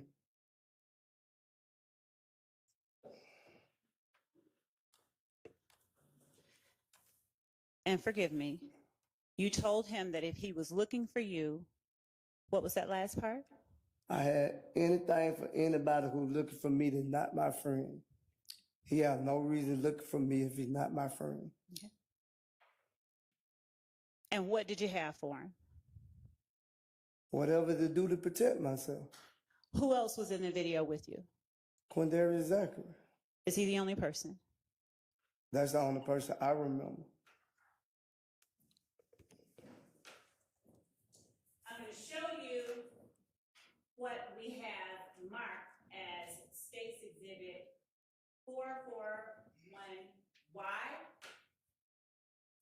which has also been provided to counsel for the defendants with the court's permission. May I approach? You may.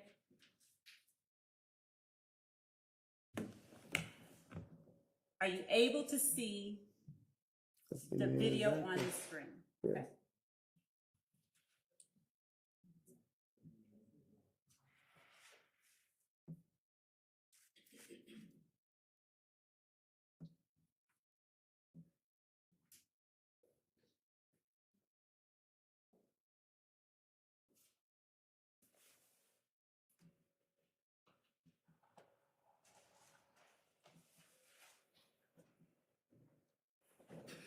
And when do you recall that video being made?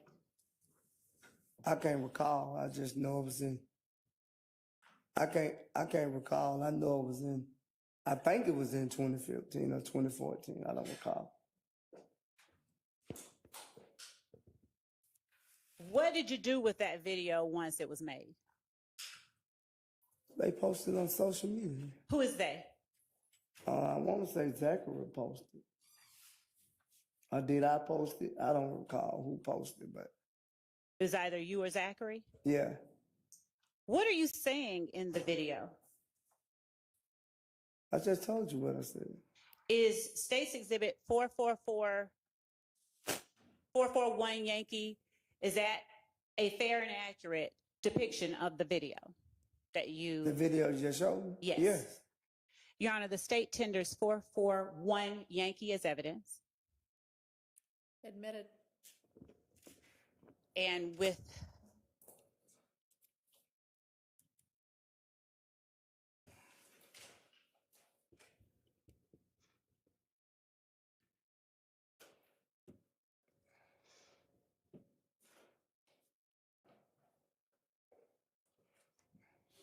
the court's permission, while we are pulling that up, I'll go ahead and ask you additional questions. That's fine. Thanks. Do you have anything? Do you have anything in your hands in the video? Yes. What? A gun. And does Zachary have anything in his hands in the video? Got 2 guns in his hand. What was the purpose of posting that video on social media? We were really being silly, man. Okay.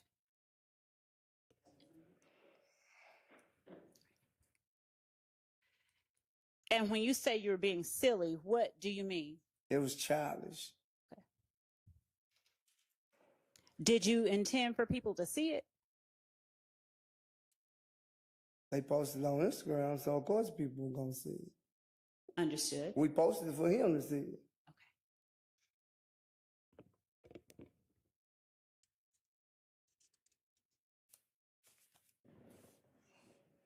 Would you please continue? Hang on one second. If it's ready to play, we can play it.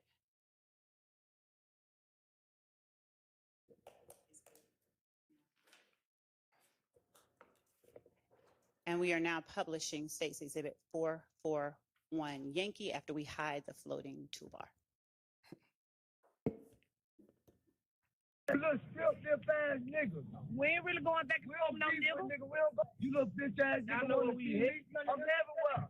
Yeah, fuck you nigga, Cal. Whoever else, nigga. Well, nigga. Pop, pop, pop. Nigga. Whoa. They said I ain't really going back. Is that the video you're referring to?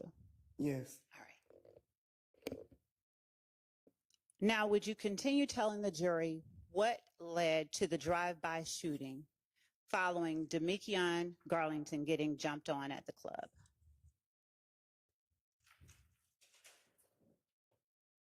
What led to it?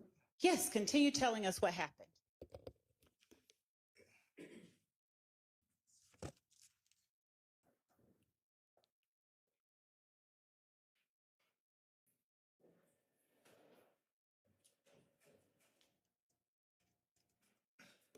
We left the club and we went over. Well, no, we didn't leave the club. I left the club and then Garnett called me to come back to get him because I left him at the club. Did Garlington ride with you to the club? No, Do you know who Garlington went to the club with? no, he was calling me all that day to ride me to the club, and I don't like people to ride to the club. Now I go to the club by myself. I might meet them there, but I always ride by myself. Who all participated in the fight when Garlington got jumped? Just me and Garnett. No one else was in the club with us. All right. And so after, how did the fight end? Security guard broke it up. After the security guard broke it up, what did you do? I stayed in the club. They put Garnett out the club. And then what happened? I was in the inside looking for Garnett's phone with security guard, and I guess security guard found the phone and he took it outside. And then eventually I got the females that I was with and we went outside. And then what happened? I pulled off. Garnett was talking, saying something, and I got in my car and pulled off. And by the time I got to the spreadway, Garnett called me back to come pick him up because he didn't have a ride. What club were you all at? Club Crucial. And what day of the week was that?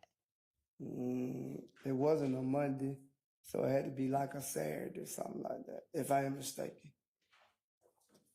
What did Garlington call you back for? Just to get a ride? Yeah, at first just to get a ride, yes. What then did it later turn into? It later turned into a shoe. Tell the jury how that happened. I guess Garnett didn't want to let it go, and I was riding with Garnett. Which I probably wouldn't have let it go neither, because another grown man ain't got no business putting his hand on no grown man. So fill in the blanks and tell us, from the time that you went to pick up Garlington, what happened that led you to participate in a drive-by shooting?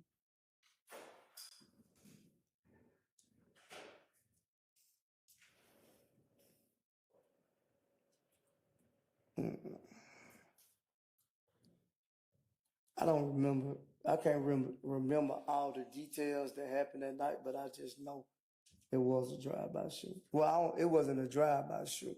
What it was was a shooting. Cause I didn't see nobody shoot. If that makes sense.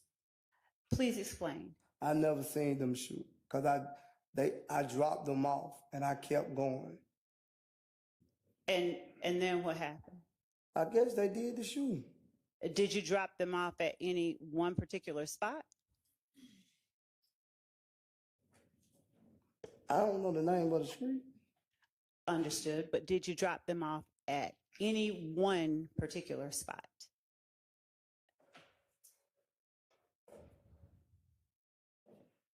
I don't remember. Did you take them to more than one spot?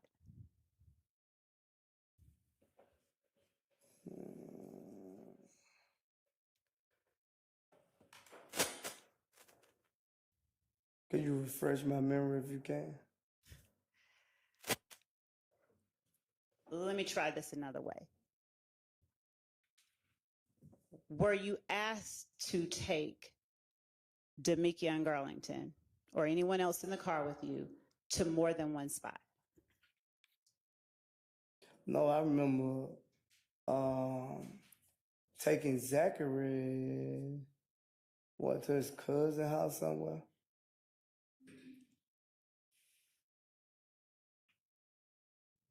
So what happened at the spot that you said you dropped them off at? I don't really remember, Ms. Love, but I know I pleaded guilty to it. I don't remember, but I know I pleaded guilty to it. I don't remember all the details, but I pleaded guilty to it. Mr. Sledge, is a drive-by shooting or shooting something that that stands out in your mind, or is it something that's just commonplace for you?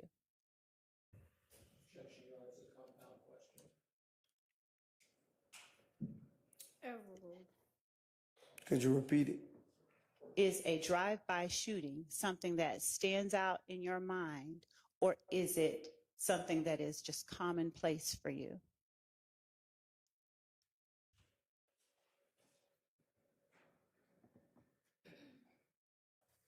Could you break it down?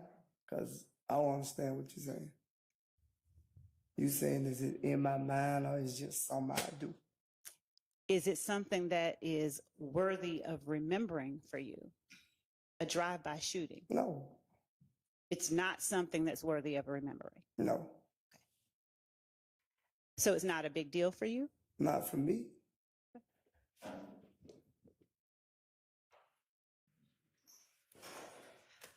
Was more than one house shot up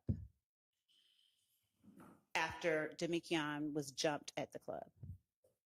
Probably I wasn't there. I probably was, I'm saying, but I didn't take him to more than one place. Do you recall going to Adele Drive? Where is that located? Off of Martin Luther King in... I'll rephrase. Do you recall going to an area off of Martin Luther King called Adele Drive? Yeah, I think that was one. Do you recall going to a location on Drew Drive? No, they lied. No, I don't recall going to Drive, but I know it was all in my plea agreement. I just thought it was best in my interest, so I pleaded guilty to it. Okay.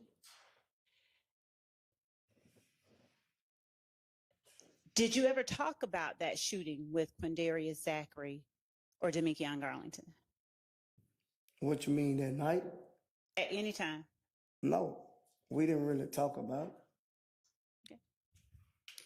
When I asked you whether you threatened to harm Kelvin Watts because he was affiliated with a rival gang, did you say at the time you made the threat, you did not know he was IF gang. Did you say that?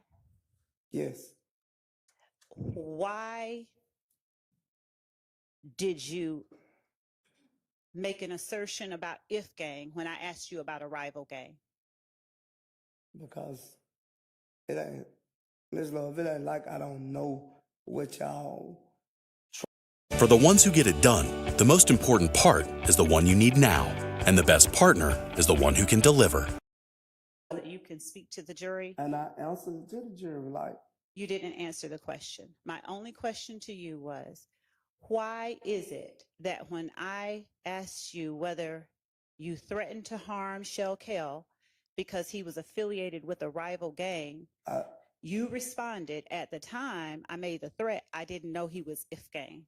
I said I didn't know he was 9 Deuce.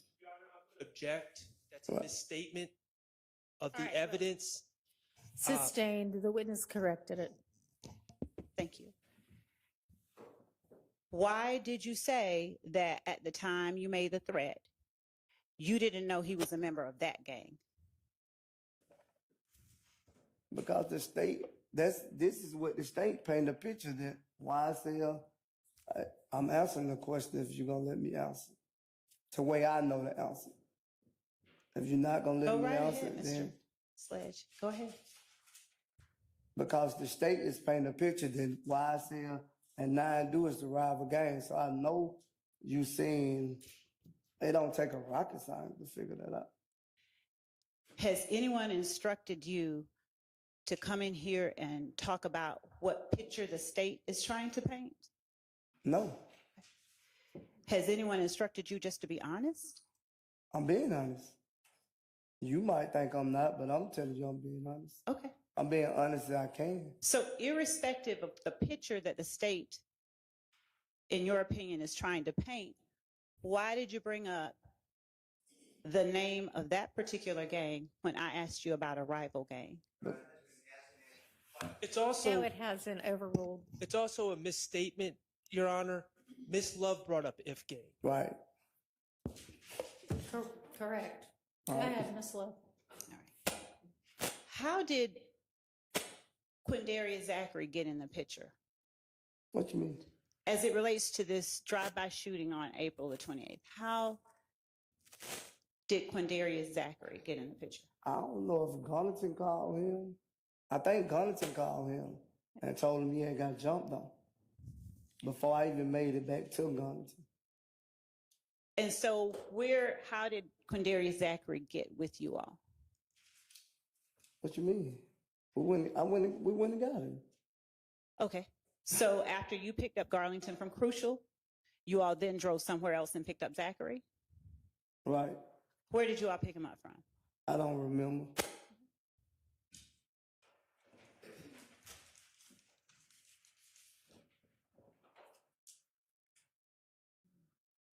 Who was it that told you which house or houses to go to? I don't know who told Gunnington. No, who told you you were driving, right? Yeah, Wait. Gunnington told me how to get there. Okay.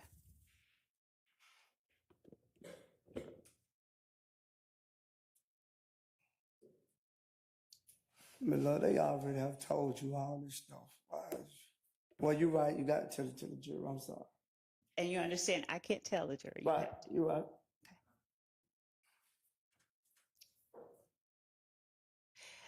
Would you please tell the jury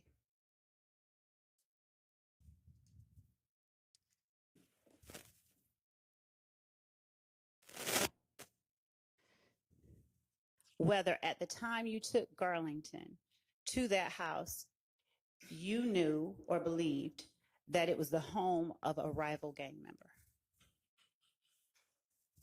Yeah, that's what I believe.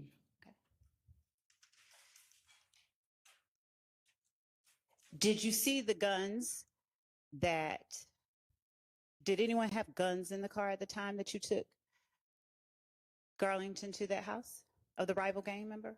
We had guns. We rode with guns every day. Not one day, every day. When you say we, who are you talking about? Me, Gunnington, and Zachary then. Okay. Whenever we was together. At the time that you were together, were Garlington and Zachary also members of YSL?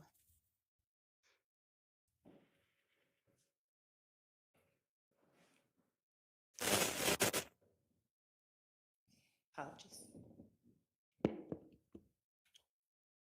Well, everybody probably assumed they was YSL, but I can't. Well, I heard them say YSL, put it like that. So I can't really actually say. Was it your understanding at the time that you took them to that home of the rival gang member that both Garlington and Zachary were YSL?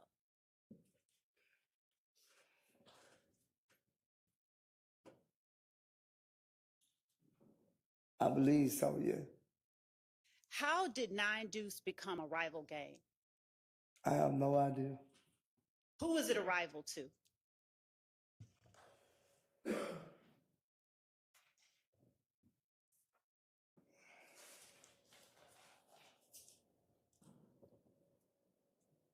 You said, the state say YSL.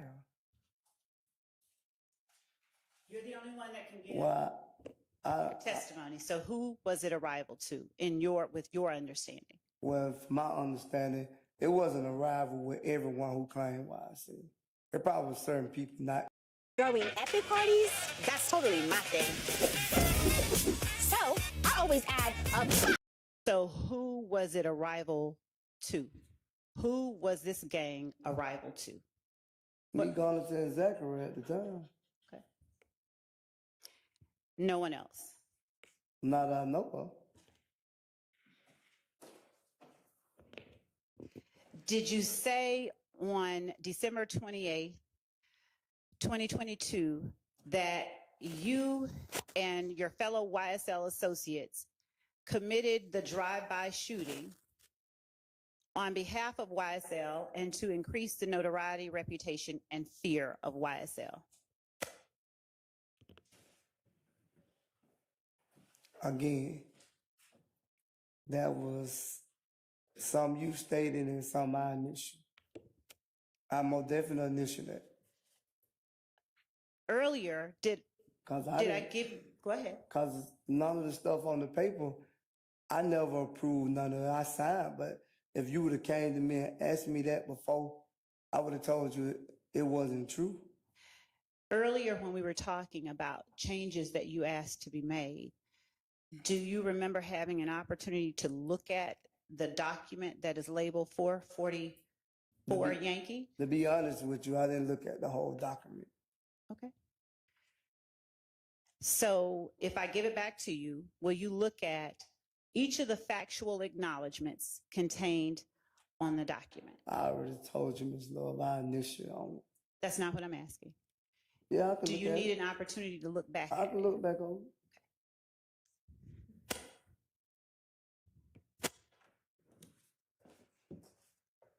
When you've had a chance to read each of them, would you just look up?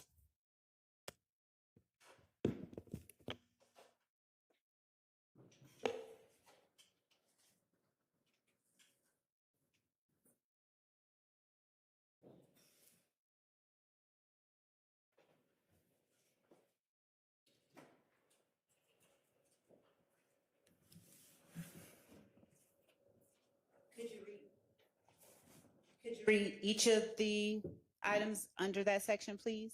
You just read them, Ms. Love. I am. Do you not want to read them? No, I don't want to read. Why don't you want to read them? Because I don't want to read. I just answer to you. Okay. I don't want to read. Having had the opportunity to look at the factual acknowledgments, what other factual acknowledgments besides the one you listed as 8 and 9 are you now saying aren't true? Yes. That is a misstatement of the evidence. He said that 7 is not true as well. Yep. Sustained. I'll rephrase. Earlier, did I ask you to identify which portions of the factual acknowledgement that you asked the state to change? And I told you 8, 9, and I couldn't remember if I asked you to change some, but I know some is false. Okay. That's what I told you. If you understood that you could ask me to change 8 and 9, would you explain why you did not ask me to change any other ones?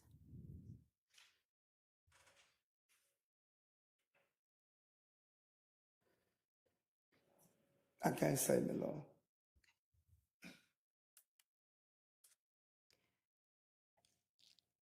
Did the state force you to sign this document? I was forced. I feel like I was forced myself. I'm sorry, what did you say? I feel like I was forced myself because I was going through something. Explain what you're saying. I was going through something with my mother being sick. I needed to get home to my mother. And if I went to trial, I couldn't afford Mr. Wright to go to trial. Could you afford to ask Mr. Wright to make any further corrections to the document? That Pacific day, Ms. Love, I was just trying to get home to my sick mother. Did you swear under oath that each of these statements that you initialed were true? Maybe. I don't even remember. I can't say. If that what it say, yeah. Did you lie under oath? No, I didn't lie. Well, explain to the jury how they should reconcile those two statements. I really can't explain it to you, Ms. Lord.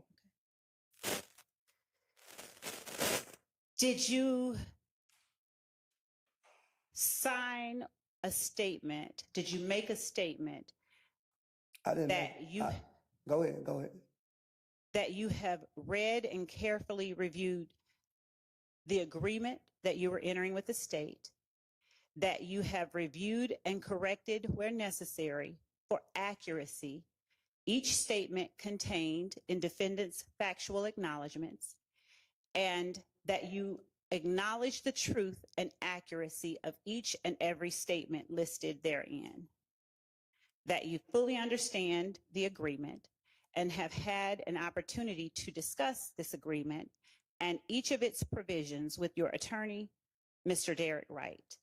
No promises other than those contained in the agreement have been made to you in furtherance of the agreement, and you freely, knowingly, and voluntarily enter into the agreement without force, threat, or coercion. Did you make that statement on December 28th, 2022? I think so. Was that statement true or false at the time that you made it?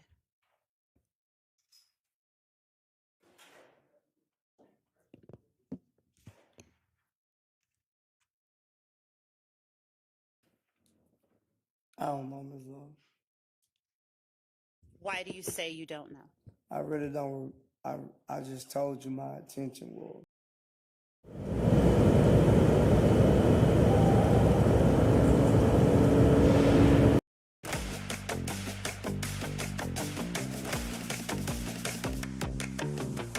Statement that you made was true or false?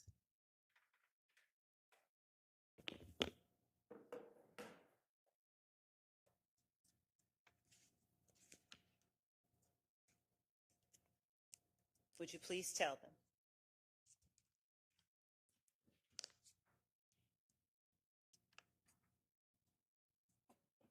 I guess it was true if I made it, Ms.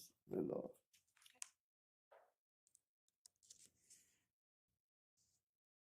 Why did you pause so long before answering? I don't know.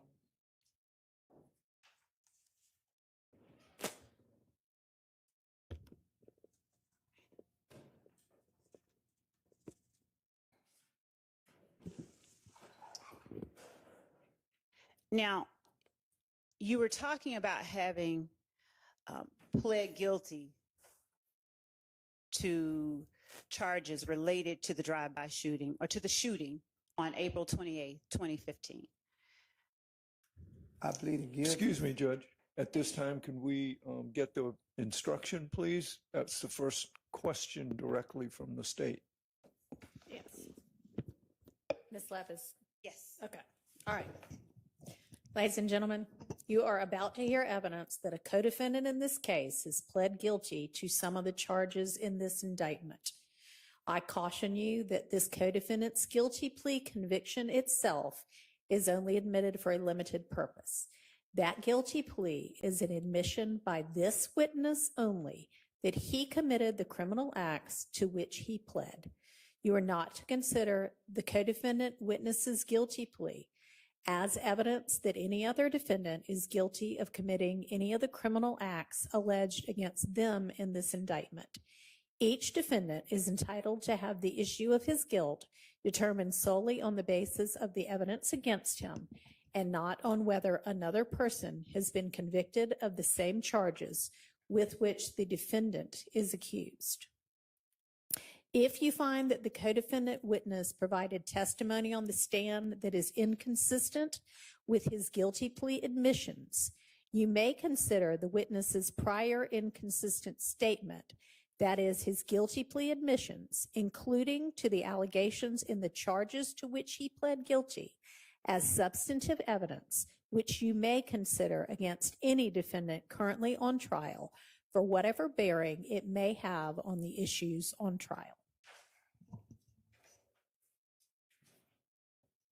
Thank you, Your Honor. So, Mr. Sledge, you mentioned pleading guilty to charges related to the April the 28th, 2015 shootings that you were just talking to the jury about. Do you recall that? Yes. All right. And when you pled guilty, did you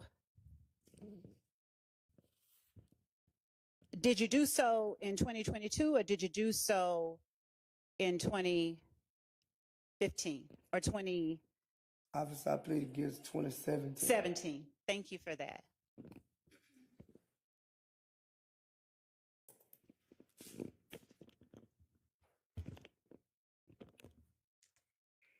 So,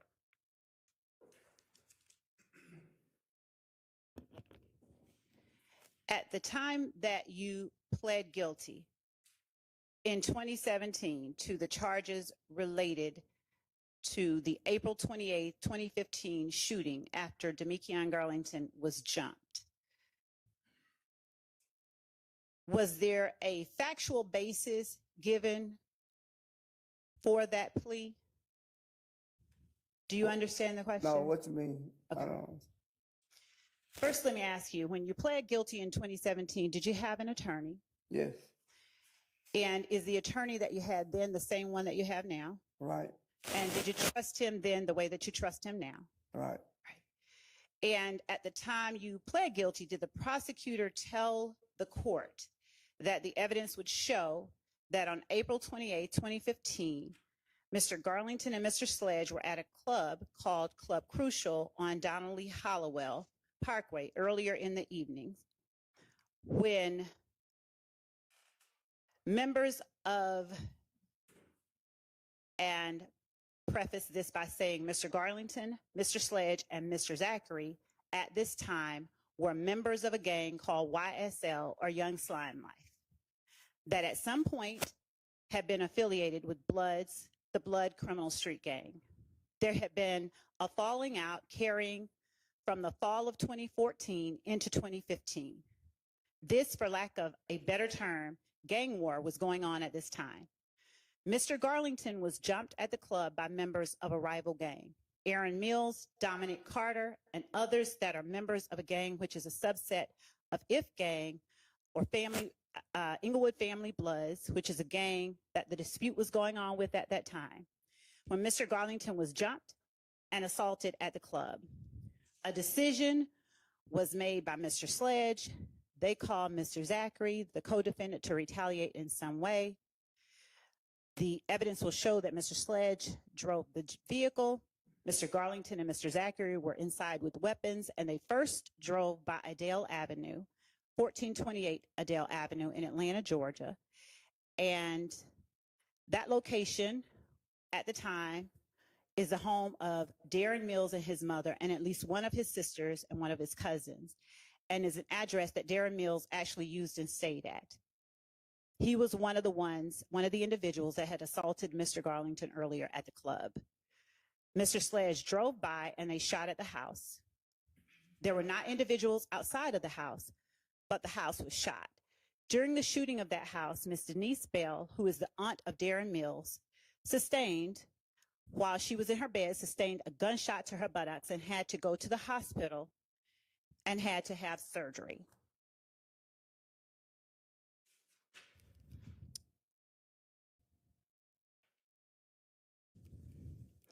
She was shot. The house was shot up, and there were other individuals there at the time, including Cecilia Davis and Diamond Mills. Diamond Mills being Darren Mills' sister. Also, the car belonged to Cecilia Davis, which was in front of the house and received damage.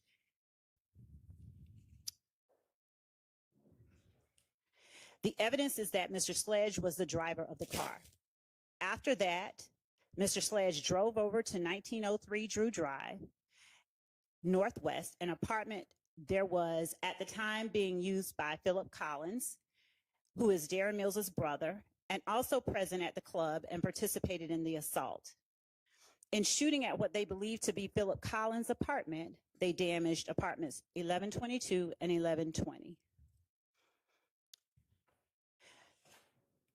Natasha Battle's apartment, which was 1120, her patio doors, windows, and couch were damaged from the gunfire. Mrs. Troutman's apartment was 1122, and that was the other apartment that was damaged.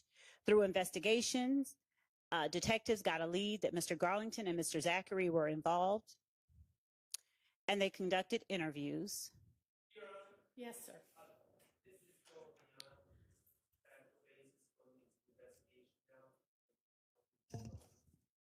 I can pause there. Okay. Was that factual basis? Were those words read to the court by the prosecutor at the time you entered a guilty plea in 2017? I don't remember, was it read by the prosecutor, because I took a blind plea. And I think the judge read off the evidence. I don't recall what it was, though. Okay. Do you recall hearing those words read by somebody in court as the reason or the factual basis for the charges that were being brought? If I could explain, I pleaded guilty because I felt like it was in my best interest. You had two co-defendants. Some of what they said was true, and some they said wasn't true. But I did plead guilty because I felt like it was in my best interest. Were you given an opportunity to say anything at the time that you entered that plea? Were you given an opportunity to make any statements? No, not that I remember. Do you recall the judge, after those statements were read, asking you, is there anything you'd like to say before sentencing? Do you recall that happening? Yes, I recall him asking me that. Do you recall telling the judge, no, sir? I remember telling him, thank him for the plea that he allowed. I remember that. I remember me telling him, thank him for the plea that he accepted on the non-negotiable plea, the blind plea or whatever it was. Would you explain to the jury what your understanding of a blind plea is? A blind plea, that I understood, that you leave the evidence up to the judge and the judge determine on the sentence. Hey girl, I know, tell him I'm next. Tell him you find a little something too fresh, I know. Tell him. Doing this because it's in my best interest. Well, I didn't tell the judge that. I told my attorney that. When my attorney asked me, like, when he came to me with the plea deal, and I told him, I said, why take the plea? Because it's best in my interest. You got two guys against one. Hold on. At the time that you... No, I didn't tell it to the judge. That wasn't the question. Oh. At the time that you pled guilty, did you know what sentence the judge was going to give to you? No. Okay. Not that I know, I just knew it was Did the judge, was it explained to you that you could receive up to the maximum sentence on each charge? Not if I understand. I think a deal was already worked out, if I ain't mistaken.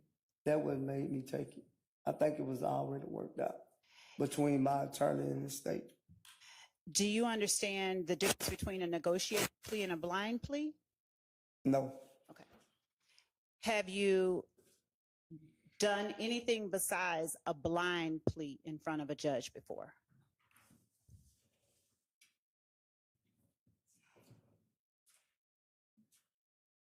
Yes, I think I have, yes.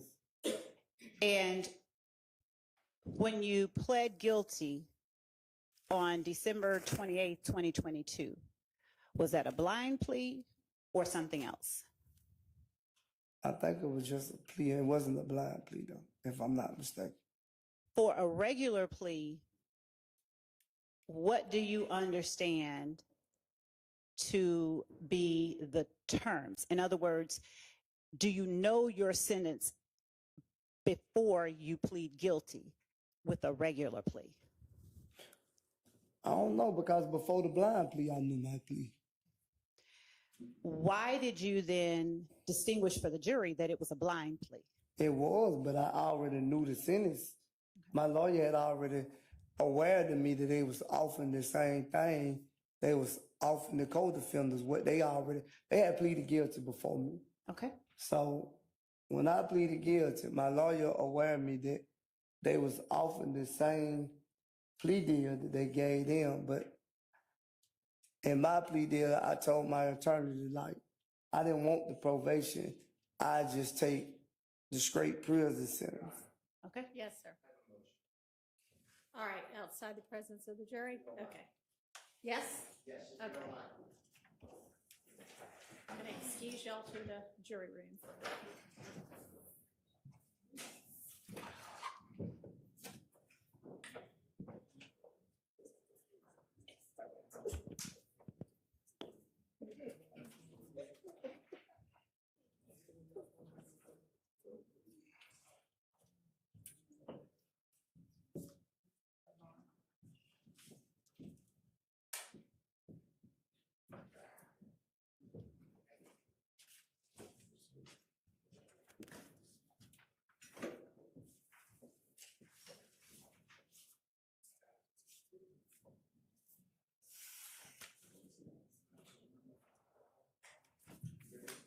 Your Honor, could the witness be excused? Yes. And Your Honor, may I first grab it? To do what? Sure.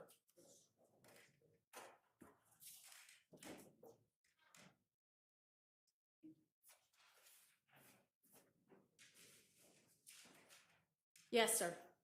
Thank you, Your Honor. Your Honor, I have a motion for a mistrial. The evidence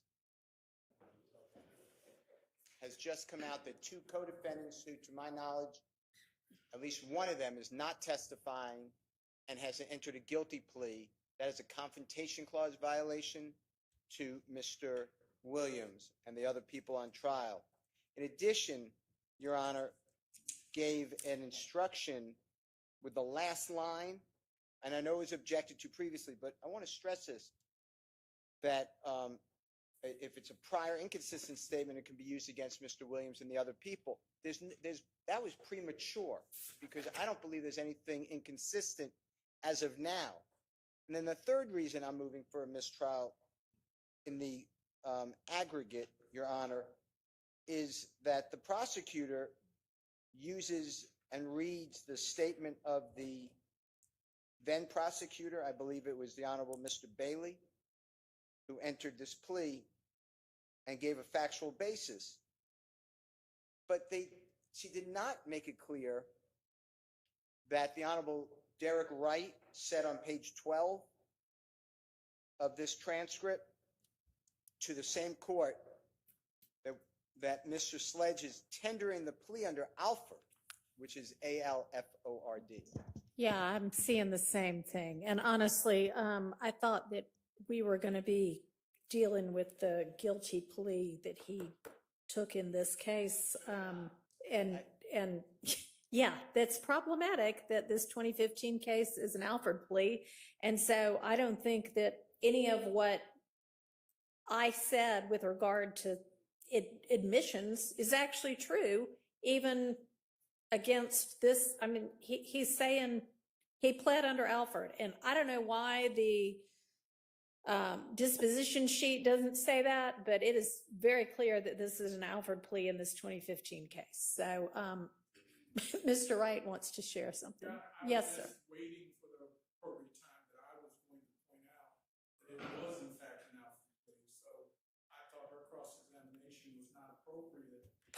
Well, y'all, I mean, maybe that, yeah. It was something other than an Alford. So Maybe don't wait so long next time. But, I mean, I'm definitely going to, Ms. Lev, do you want to be heard? Yes, please. All right, go ahead. One, we'd ask that the court deny the motion for mistrial. Number two, we would ask, as it relates to the assertion that no inconsistent statement was made, in the factual acknowledgments. Okay, no, see, that's the deal with an Alford plea, is you are not acknowledging that the facts are true like you would in a regular guilty plea. You're saying, I think that the state has enough evidence that a jury could be convinced beyond a reasonable doubt that these facts are true. But you're not acknowledging on your own, yes, these are true. Your Honor, when I spoke of the factual acknowledgments, I meant 444Y. Well, that's what I thought you meant. Within 444Y, we referenced this particular All right, let's section. maybe if you can point me specifically, let me pull that one up. Page. Which number? Go ahead. Number 3 on page 3 of 7, under defendants factual. I'm sorry, not number 3, number 4, on defendants factual acknowledgments on or about April 28, 2015, as reflected in Fulton County Indictment 15 SC 138994, defendant and fellow YSL associates Demekion Garlington and Quindarius Zachary committed a drive-by shooting using the firearm defendant wielded in the video referenced in Part 3 of this section, targeting family members of a rival gang. Number 5, defendant and his fellow YSL associates committed the drive-by shooting referenced in sections 3 and 4 above on behalf of YSL and to increase the notoriety, reputation, and fear of YSL. Okay, and so those factual assertions, what I read as the limiting instruction would be true for. But the factual basis that you just read out from the 2015 one, that's a whole lot more than what's in numbers 4 and 5. Your Honor, in number 6, defendant admitted committing and was convicted of aggravated assault and participation in criminal street gang activity, among other charges, for his participation in the drive-by shooting referenced in section 3, 4, and 5 above. Okay. And so if I'll, of course, comply with whatever appropriate instruction that the court deems necessary to give as it relates to the conviction of this witness for 15 SC 138994, but given the factual acknowledgments that were made as it relates to 22 SC 183572, and the fact that this witness did not assert, even though the plea was given in his best interest, he was allowed an opportunity to say what he said here, and he did not say it. No. When a defendant has an attorney who is saying, we are pleading this because we believe it to be in his best interest, the defendant does not then independently need to say, yeah, by the way, judge, here's what Alfred means. Understood. So no. Are you going to tender for admission any part of 444Y? Yes, the state intended to tender 444Y. In its entirety? Yes, I Okay. did. Any objection to that being tendered or admitted in its entirety? And if there is an objection to it, then All right, we would just. let's find that out. Okay.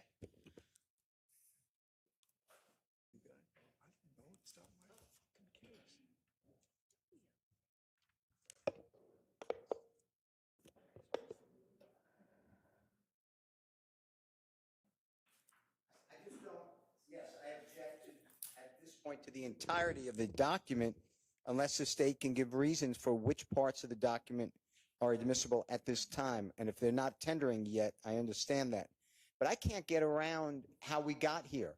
I'm trying to follow this factual basis, and I realize I asked Ms. Renard, R-E-N-A-R-D, for this, and we're in a different case. Yeah, we are.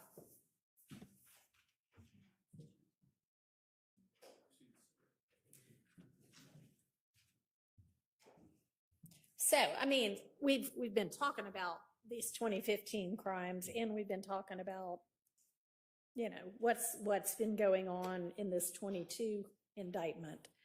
So, I guess that's how it came about. But I wish we'd been a little more specific about it all beforehand, because, I noticed this morning that this was an Alfred plea. And I would have had issues with when you started reading out the factual basis, I'm thinking, well, is this some other case that I don't know about that's not the 2015 case and not the 22 case? Because we should have been reading the factual basis from the 2015 case. Your Honor, the 2015 case, I understand what the court is saying.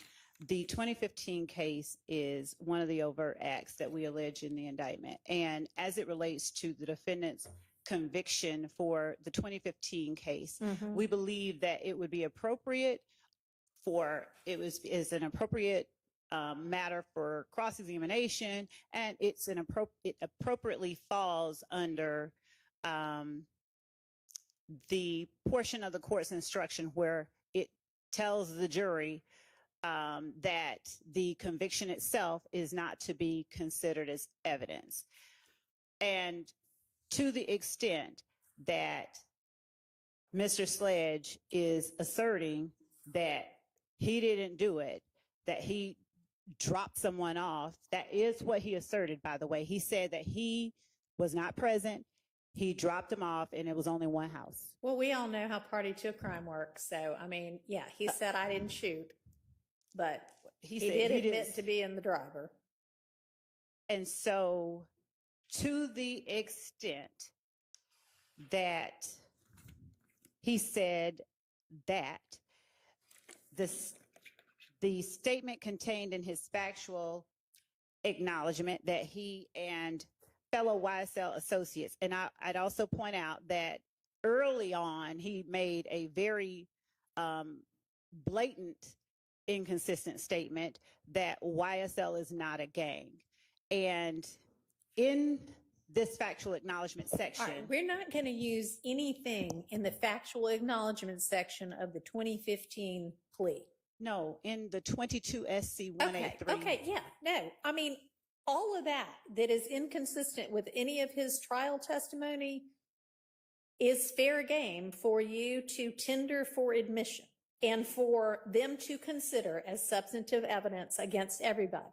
The issue we have that needs to get cleared up is that before I read this limiting instruction, I thought you were going to tender the guilty plea to this 22 SC case. And it turns out that you were talking about the 2015 case, which I understand you're saying we did part of that as, part of the 22 factual acknowledgements. So those factual acknowledgements in there are fine as well. When I say in there, I mean in this 22 case. But I'm going to have to clarify for the jury that what I told them about prior inconsistent statements does not apply, and that everything you just read from that guilty plea also needs to be disregarded.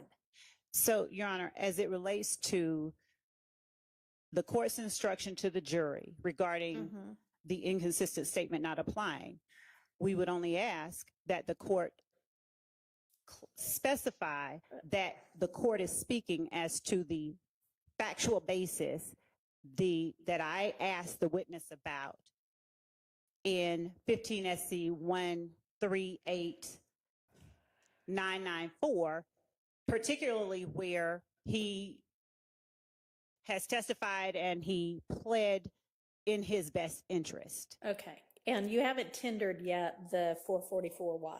And so at the point in time when you tender that, then I'll say, okay, for this one, this is true. I see what, yes. Okay. Yes. All right. If anybody wants to suggest specific language, I'm willing to listen. Otherwise, I'm just going to kind of give it my best shot. I would like. And Your Honor, may I say one more thing? Yeah. Because number one, the court has previously instructed the jury that questions, and I understand the content of the question needs to be addressed. But given that the witness has testified that he pled guilty in his best interest, and given that he can also be cross-examined as to whether or not he can, he was asserting these things, we don't believe that anything beyond a instruction regarding the factual basis for 15 SC 138994 not being considered a statement of the witness, rather, is required. Okay. I just respectfully don't think that goes far enough. You know, you have a prosecutor who's saying it's just a blind plea. She leaves out everything about Alfred. She elicits, and I'm not saying that she could have anticipated this, but her questioning elicits that a non-testifying severed co-indictee pled guilty also. That is a total Confrontation Clause violation. It's the second time. All right, and that's Zachary and... Well, Mr. Zachary, I anticipate may testify. Right. I don't know. He hasn't yet, but it definitely includes Mr. Garlington, who the state has said will not be testifying. And then, just for you to know, you were not here, but the predecessor judge permitted, over objection, the state to do the same thing. They did it with a Mr. Winfrey, just like the court reporter's last name. He's not going to testify. No one believes he's going to testify. The state doesn't say he's going to testify. And they got out that he pled guilty. So they're aware of all this. And in fact, the state elicited in that case that the gentleman, Mr. Winfrey, pled guilty to avoid plea. It was vacated by the Supreme Court of Georgia. Yeah, I remember you. So, and Didn't then he enter another one after the fact, though, anyway? 5 years later, Alfred plea and said I'm specifically innocent. Yep. I mean, it was a farce. Right. And then the predecessor judge wouldn't even let me examine the witness, and Miss Love said that the witness I could call in my case in chief on direct. So the reason I'm bringing that up is this is not new. Okay. What's your intention with regard to Mr. Garlington? Do you have any intention of calling him? Your Honor, no. And Mr. Steele is absolutely correct in terms of the witness testifying about Mr. Garlington and Mr. Zachary and his doing that. There's nothing that indicates that the only reason he did that was because they pled guilty. So that is not, in other words, his statements that he gave to the jury about Mr. Garlington pleading guilty and all of that are not something that I asked him about or expected him to be talking about. Right. Okay. But nonetheless, we have that now before the jury. We would ask that the court tell the jury to strike, disregard, put out of their mind anything about the Mr. Garlington pleading guilty. I'm just to say anyone other than the witness on the stand. Okay.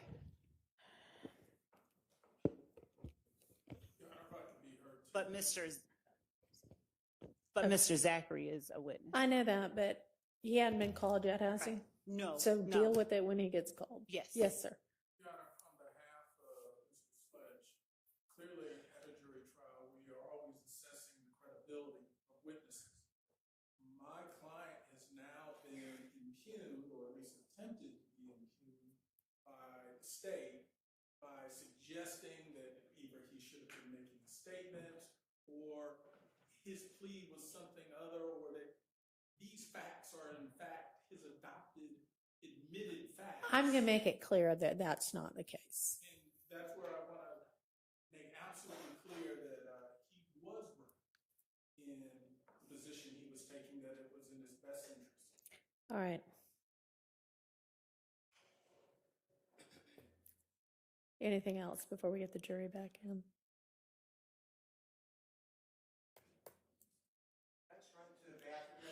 That is a great idea. Let's all do that.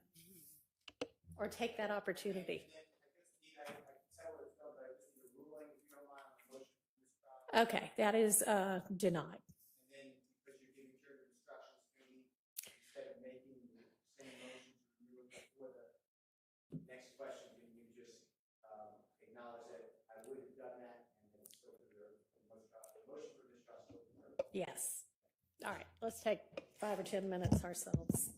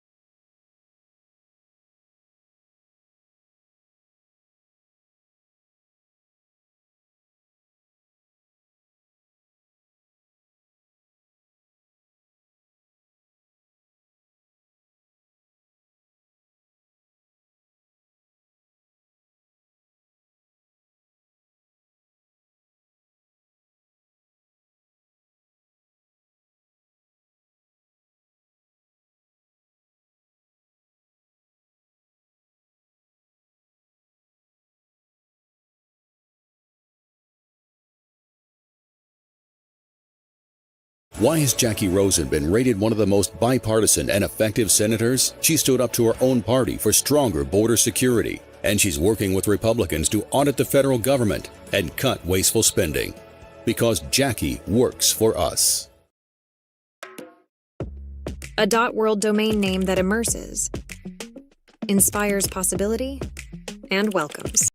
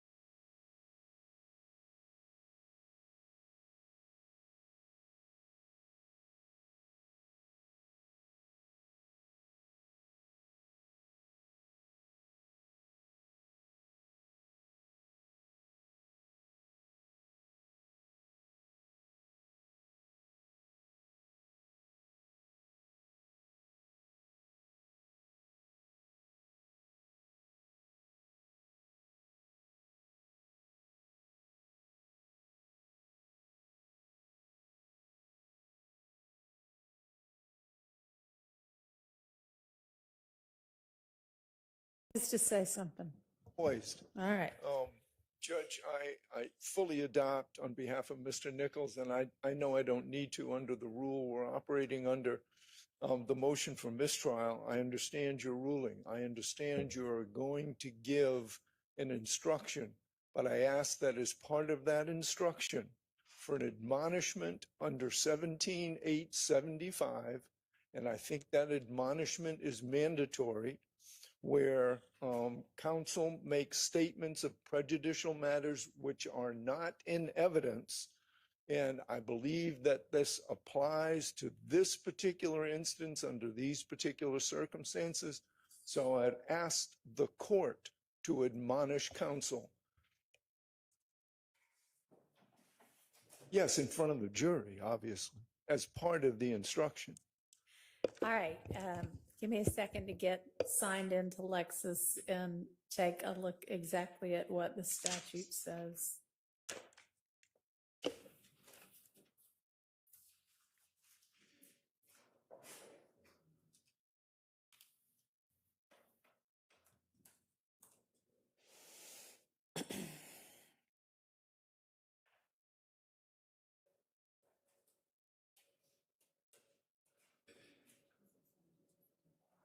Give me that site again. 17-875. I left out a number.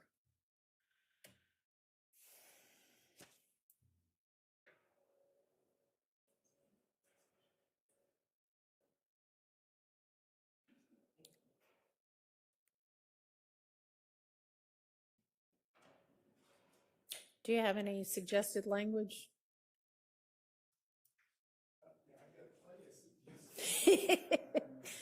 I'm sure you do. That would be appropriate for the court to give at us as an admonishment. I haven't. We can come up with something. All right. Well, let's endeavor to do that right now.